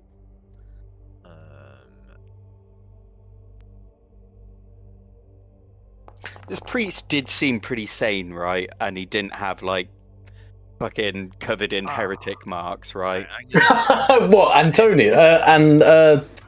Not Antonius, Anatolius, yeah? Yeah. Yeah, no, Anatolius didn't look like he was all warpy or like mutant arms. He just looked like a male monk in his probably late 50s. He had his mouth sewn shut, so he's clearly a devout monk of silence. There was nothing warpy, there was nothing heretical about him. Sorry, Simon, interrupted you. Glory as well, Simon. I passed the test, and I had one shift available. We were at max glory, so I shifted for better result. Simon, Paul, you do indeed sense a disturbance in the Force. Okay. So the wording then for sign of science then is: you can sense the presence of the warp, blah blah blah, existing or imminent distortions of the barrier. Okay, fine. You attempt to detect the presence within range and line of sight, including sustained psychic powers being activated, or similar effects decided by the GM.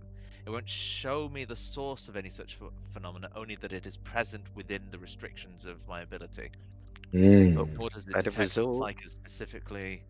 It does, however, provide enough information to activate Deny the Witch to stop it if I wanted to. For your shifted die, I will give you the tang in the air, the ozone distinct warpiness. You get the distinct impression that somebody has recently used telepathy. And someone's spoken Argenta's mind. That's interesting. So you guys will have seen a quick ripple pass over Paul's eyes as they spark into action with warpy power. He then looks at you, Argenta, and nods. To say, psychic powers have been used. Say that out loud. Hang on, sir. Let me just read what Deny the Witch says. I'm going to tell you right now, you can't use Deny the Witch on an ability that was used 5 minutes ago. No, it's whether or not it's still being sustained or it's still active. Ooh. You'd know that from your psi science, right? Because it says Yeah. you can tell if someone's activating or sustaining, right? Yeah. So, inline sight, including sustained psychic powers, psychic powers that being activated, and similar effects as decided by you, the GM.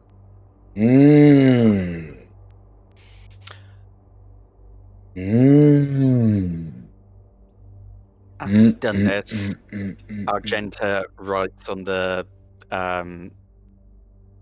data slate, Lord Gerhard, may you please block the exit? I don't know the rest yet, right? You're just saying block the exit? Well, I've showed the everything that's been said on it, that someone's using psychic powers. The data slate's got like everything that's been written down. It's not like a direct text, it's like just somebody writing on notepad, and she's just scrolling through it, just like... Alright. Yeah, reading it, he looks at Argenta and his eyes squint. Like, it's like a really silent I told you so. And she writes, fuck me, right? Yeah. So don't know yet if I can use Deny the Witch, but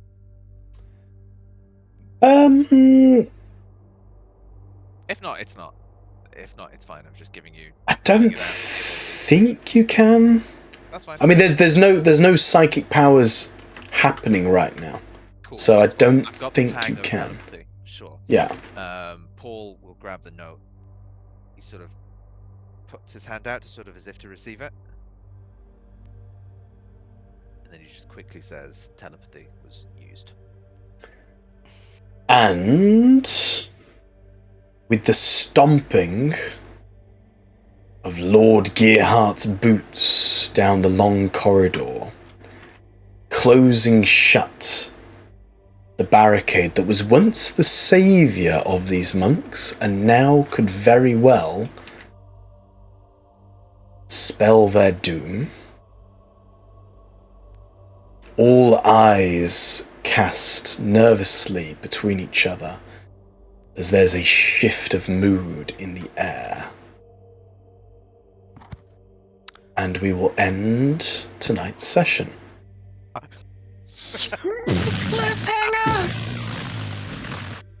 Heavy flamer! Brother! Get the heavy flamer! Ooh, that's a bingo! Is that how it says? It's just bingo. It's just bingo. Bingo! Right. I think it's Calliope. Bye-bye, stream. Positive it's Calliope. Bye, stream.